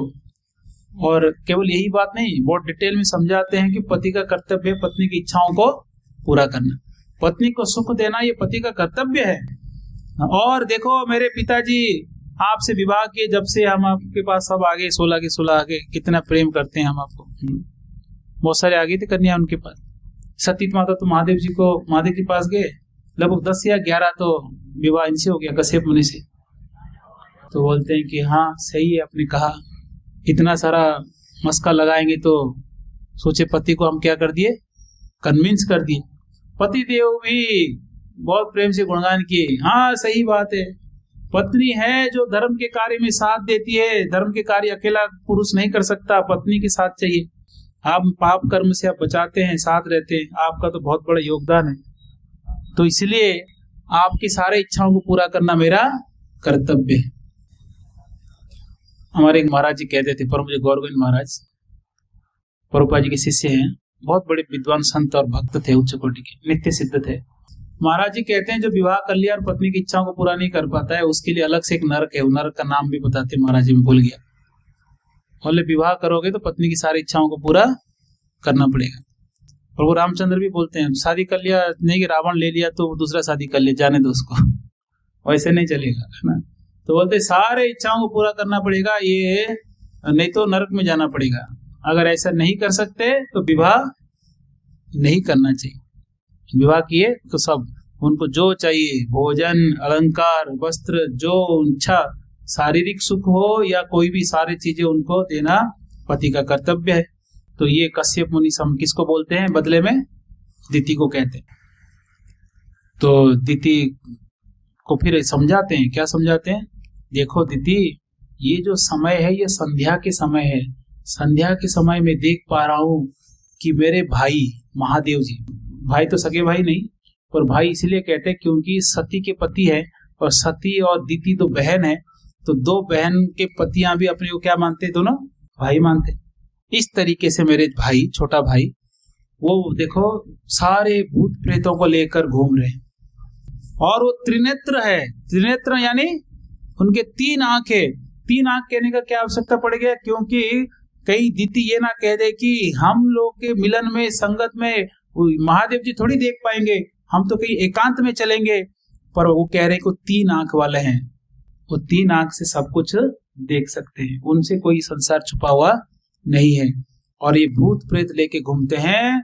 इस समय संग करना, इस समय गर्भधारण करना ये खतरा हो सकता है, क्योंकि महादेव जी क्रोध में आएंगे और कोई एक भूत प्रेत को क्या करेंगे, हमारे गर्भ में डाल देंगे। इसलिए संध्या के समय कभी भी गर्भधारण संस्कार नहीं होना चाहिए। और दिति काम वासना के प्रबल प्रकोप से पीड़ित होकर उनको ज्यादा फोर्स करती, इसी समय ही चाहिए। तो फिर उन्होंने फिर उसके बाद कश्यप मुनि स्नान करके गायत्री करके फिर जब पूजा पाठ कर रहे थे उस समय पे दिति आती है और बोलती है कि महादेव जी को क्षमा मांगती हूँ, कहीं मेरा गर्भ नष्ट ना कर दे। तो वहाँ कश्यप मुनि कहते हैं कि गर्भ नष्ट नहीं, इस गर्भ में 2 भयंकर असुर पैदा होंगे जो पूरे ब्रह्मांड को दुख देंगे, क्योंकि तुमने गलत समय पे तुमने गर्भधान कराया। इसलिए संध्या के समय किसी को भी ना स्त्री पुरुष संग करना चाहिए, ना किसी को सोना चाहिए। संध्या के समय सोने वाले व्यक्ति के शरीर में भी महादेव जी क्या डालते हैं, भूत प्रेत डालते हैं। देखो अधिकतर आप देखो संध्या के समय सोते हैं तो बीमार भी पड़ जाते हैं, हल्का सा बुखार भी आ जाएगा आपको। और तमसिक तमोगुण प्रकोप प्रकट कब रहता है, संध्या के समय। संध्या में कभी भी विश्राम नहीं, वर्जित है। आरती करो, नृत्य करो, गाओ, कीर्तन करो, प्रवचन दो, प्रचार में जाओ, भागवत गीता पढ़ो, ये सब करो, आध्यात्मिक कार्य करो। इसलिए संध्या वंदन रखा गया है कि संध्या में दिया दिखाओ तुलसी महारानी को भगवान, क्योंकि संध्या में कोई काम नहीं तो सो जाएगा। तो इसलिए संध्या में किसी को सोने नहीं देना चाहिए, क्योंकि भूत प्रेत प्रवेश करते हैं, फिर उसका जीवन खराब कर लेते हैं। और संध्या के समय मिलन से ऐसे संतान उत्पन्न होंगे तुम्हारे, ऐसे भयंकर संतान उत्पन्न होंगे जो पूरे ब्रह्मांड को दुख देंगे, जो नारियों को अपमान करेंगे, जो ब्राह्मणों को कष्ट देंगे, जो भक्तों के प्रति अत्याचार करेंगे, ऐसे तुम्हारे संतान उत्पन्न होंगे। कौन बोल रहे हैं, कश्यप मुनि। दिति डर गई। फिर क्या होगा, बोलते हैं कि भगवान उनको बद्ध करेंगे, उनके उत्पात देखकर भगवान मारने आएंगे। तो दिति थोड़ा शांत होगी, चलो भगवान के हाथ से ये मरेंगे। दिति भी भगवान को जानती है, तो भगवान के हाथ से मरेंगे ये सोचकर थोड़ा प्रसन्न हो गई और कहती है कि देखो वैसे कृपा करिए कि कोई ब्राह्मण श्राप ना दे दे, कोई वैष्णव श्राप ना दे दे, क्योंकि भगवान के हाथ से मरे ठीक है, कोई ब्राह्मण की प्रकोप से अगर कोई मरता है, कोई अगर भक्तों के प्रकोप से, अपराध से अगर मरता है, तो वो जहां भी जाता है उसका अपमान होता है, जिस योनि में जाता है वहां उसका सम्मान नहीं होता है। इसलिए इस अपराध से तो बचाइए। तो कश्यप मुनि कहते हैं दिति तुम तो गलती तो कर दी, तुम्हारे मूर्खता के वजह से, तुम्हारे अल्प बुद्धि की वजह से तुमने गलती तो कर दी। और दिति पश्चाताप भी कर रहे थे कि मैं कश्यप मुनि के तप भंग कर दी करके, तो बहुत ग्लानि हो रहा था बाद में। तो उन्होंने कहा कि क्योंकि आपका भगवान विष्णु के प्रति श्रद्धा है, आप कह रहे हो ना विष्णु के हाथ से मेरे बच्चे मरेंगे तो अच्छा है, आपका भगवान विष्णु के प्रति श्रद्धा है और आपका श्रद्धा मेरे प्रति भी है और आपकी श्रद्धा महादेव जी के प्रति भी है, क्योंकि आपने अभी कहा महादेव जी को क्षमा मांगा आपने।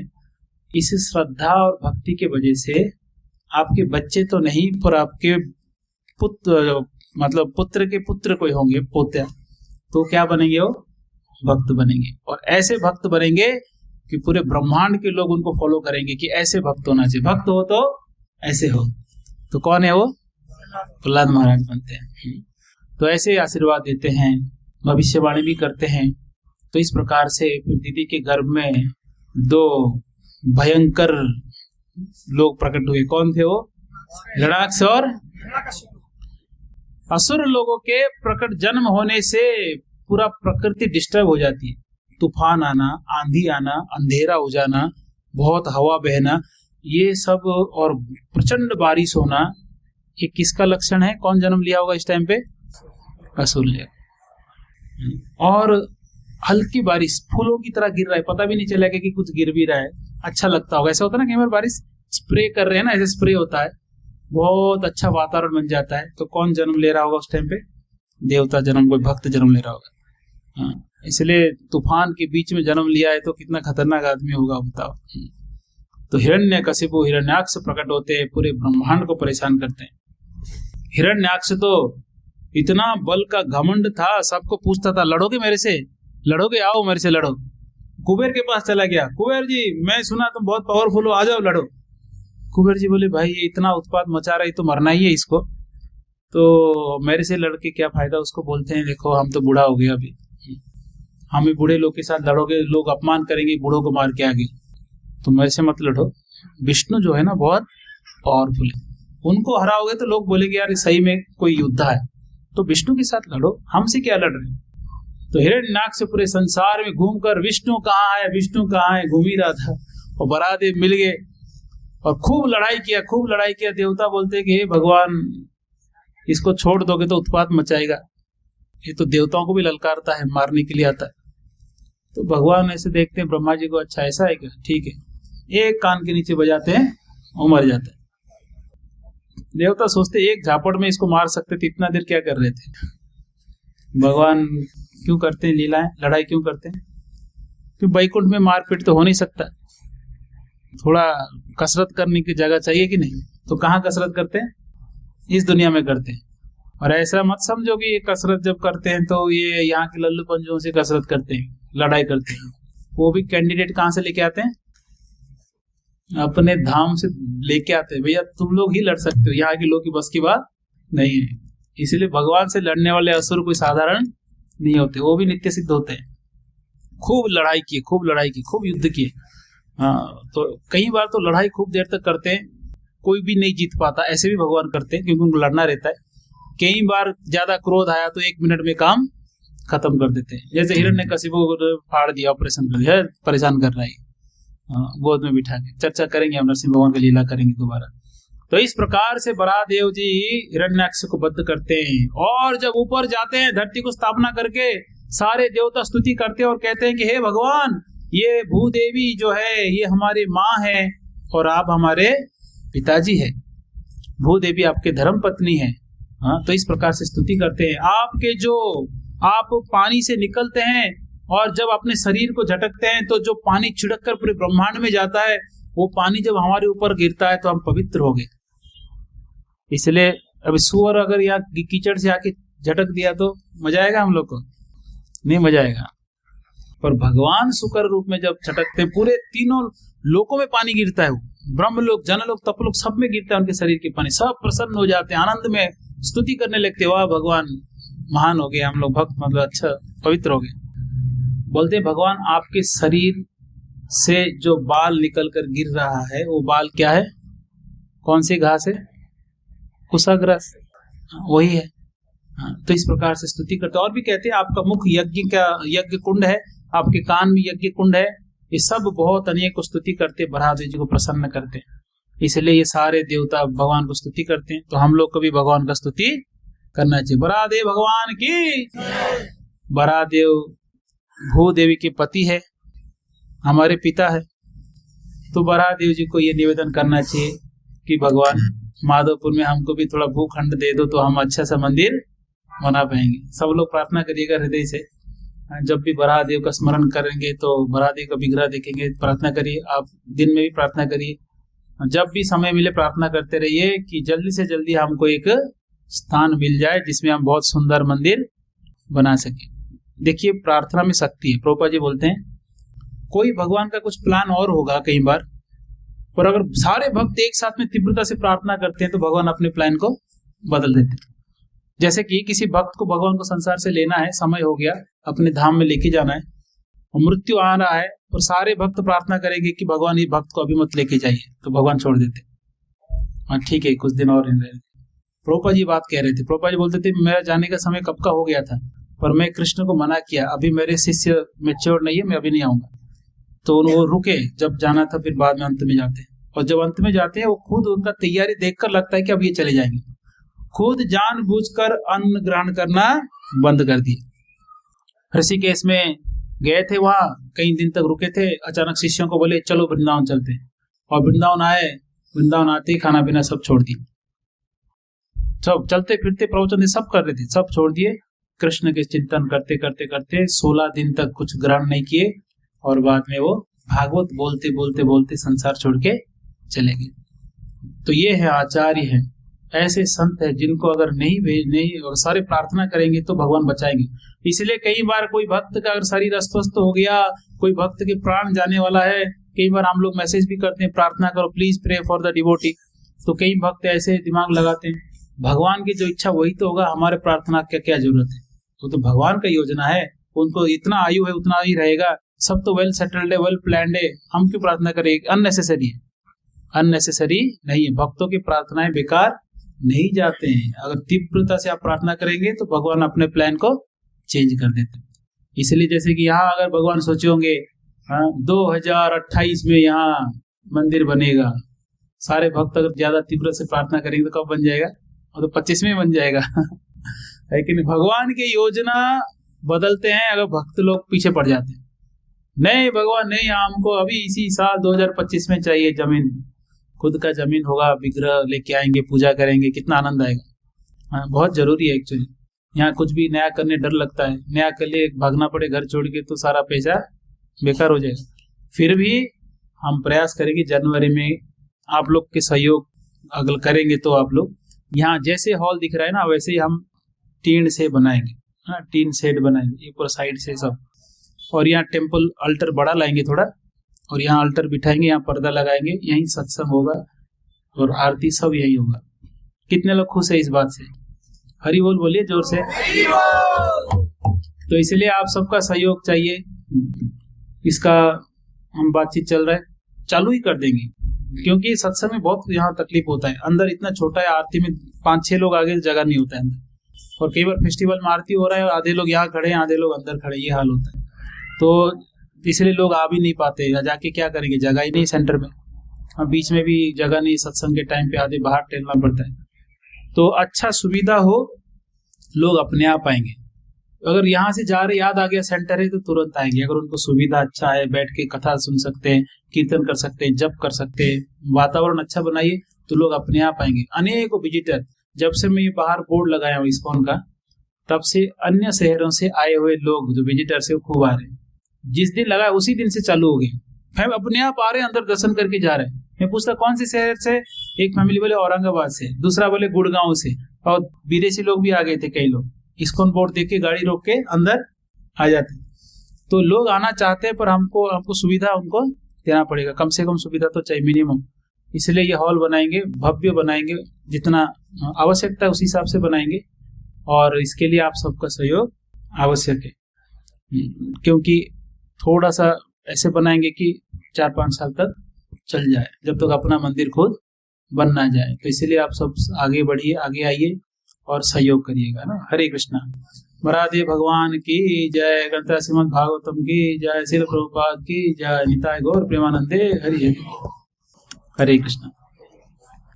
आज कौन बैठ रहा है कोई इसमें? आज कल हम तुलादान किए थे, अनिला माता जी और सुशीला माता जी और राघव, और कौन किए थे कल? हाँ मेरा हुआ था सब। तो आज तो मोनिस का होने वाला था, वो आया नहीं आज, तो कल होगा मोनिस का। और भी किसी के मन में अगर विचार आए तो ये यही रहेगा 7 दिन तक, तो आप लोग तुलादान कर सकते हैं, अपने वजन के गीता वितरण कर सकते हैं। हरे कृष्णा। निताय गौर प्रेमानंदे हरि हरि बोल। आज बहुत सारे भक्त हैं जो थोड़ा थोड़ा सहयोग करते जा रहे हैं ताकि कोई कथा में कमी ना हो। तो हमारे फलोदी के प्रियंका माता जी, उनके माता जी कहाँ गई मम्मी? हाँ बैठे, आज उन्होंने भी आए थे, सेवा की।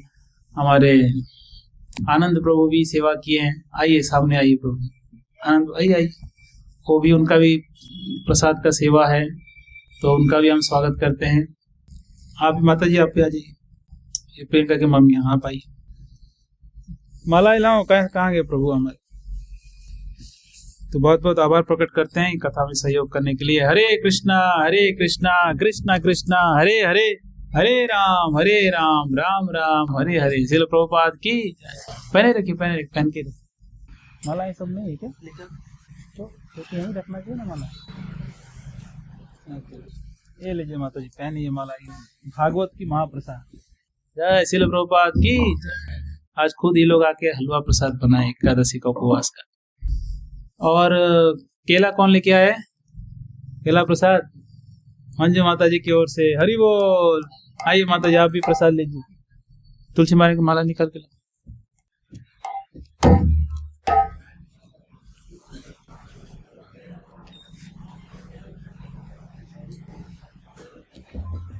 मंजू माता जी की इच्छा था एकादशी को फल बंटे। जय श्रील प्रभुपाद की जय। हमारे सबसे पुराने भक्त इस्कॉन के मंजू माता जी कुकिंग करते हैं, सेवा। अभी दूर हो गया तो चल के नहीं आ पाते, इसलिए नहीं आ रहे कुछ दिन से, पर खूब सेवाएं की है मैम, खूब सेवाएं की इस्कॉन सेंटर में। अब पहना दीजिए अब तुलसी महाराज। तो और भी भक्त लोग आगे आ रहे हैं, अभी सेवा करते रहेंगे। और सबसे बड़ा सेवा होने वाला है 31 को, 31 को, उसके लिए भी कुछ लोग सामने आइएगा। हरे कृष्णा। भागवत आरती करेंगे और उसके बाद सब लोग जा सकते हैं। श्रील प्रभुपाद की जय। हरे कृष्णा गाइए।